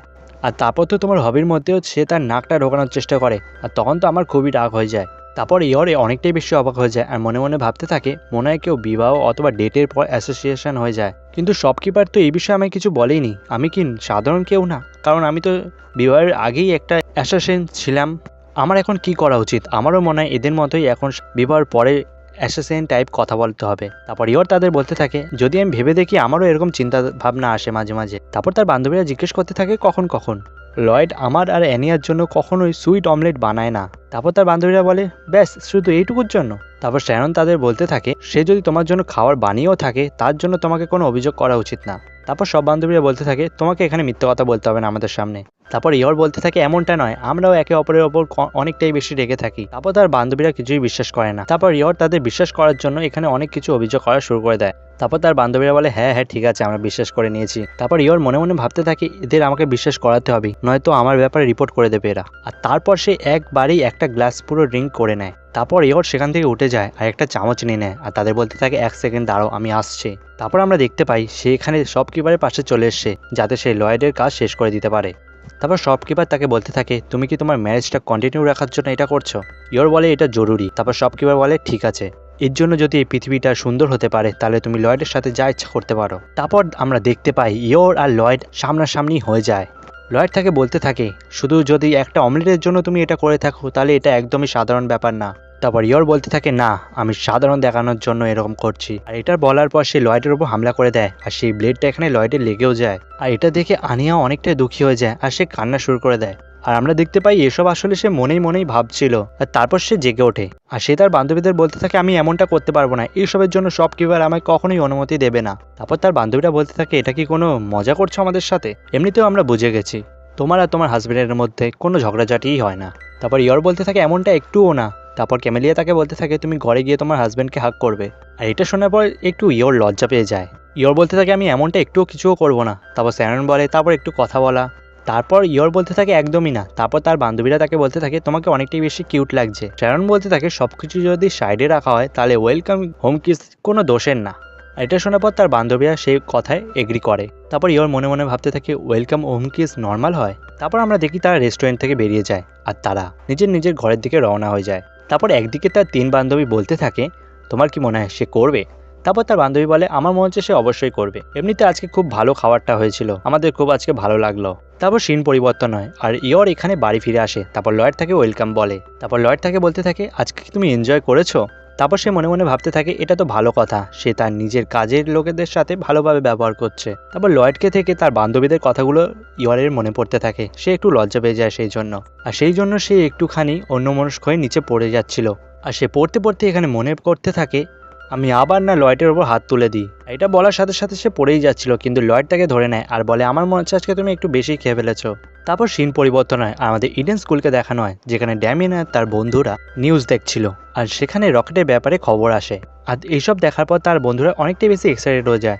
তারপর ড্যামিয়েন বলে এমন কিছুই হবে না। তারপর তার এক বন্ধু বলে ওঠে এসব জায়গায় কেই যাবে যেখানে খাওয়ার আর জল পাওয়াই যায় না। তারপর তারা আনিয়াকে দেখে যে এখানে কাগজের একটি প্লেন বানিয়ে সেটার সাথে খেলছে। তারপর বেকি তার বন্ধুদের বলতে থাকে এই নিউজ শোনার পর অনেকটাই বেশি এক্সাইটেড হয়ে গেছে। আর এটা শোনার পর ইভেন অনেকটাই বেশি খুশি হয়ে যায়, মানে ড্যামিনের একটি বন্ধু। আর সে অ্যানিয়ার সাথে কথা বলা শুরু করে দেয়। আর সেটা দেখার পর ড্যামিনের অনেকটা বেশি রাগ হয়। তারপর বেকি তাকে বলতে থাকে আমার মনে হচ্ছে তুমি রাগ করছো এখানে। তারপর ড্যামিন বলতে থাকে স্পেশাল জিনিস এখানে গভর্নমেন্ট হ্যান্ডেল করে, এই জন্য যখন আমি পলিটিশিয়ান হয়ে যাব তখন আমি তোমার জন্য একটা ট্রিপ প্ল্যান করব। কিন্তু এসব কথায় অ্যানিয়া পাত্তাই দেয় না। আর এটা দেখে ড্যামিয়েন স্ট্যাচু হয়ে যায়। আর বেকি তাকে বলতে থাকে পরের বার যখন বলবে একটু জোরে বলবে যাতে তার কান পর্যন্ত পৌঁছায়। আর এর সাথে সাথে এই এপিসোডটিও এখানে কমপ্লিট হয়ে যায়। তো বন্ধুরা কেমন লাগলো আজকের এই এপিসোডটি আমায় কমেন্ট করে জানাতে বলবেন না। তো চলুন আজকের জন্য এটুকুই, ততক্ষণের জন্য বাই।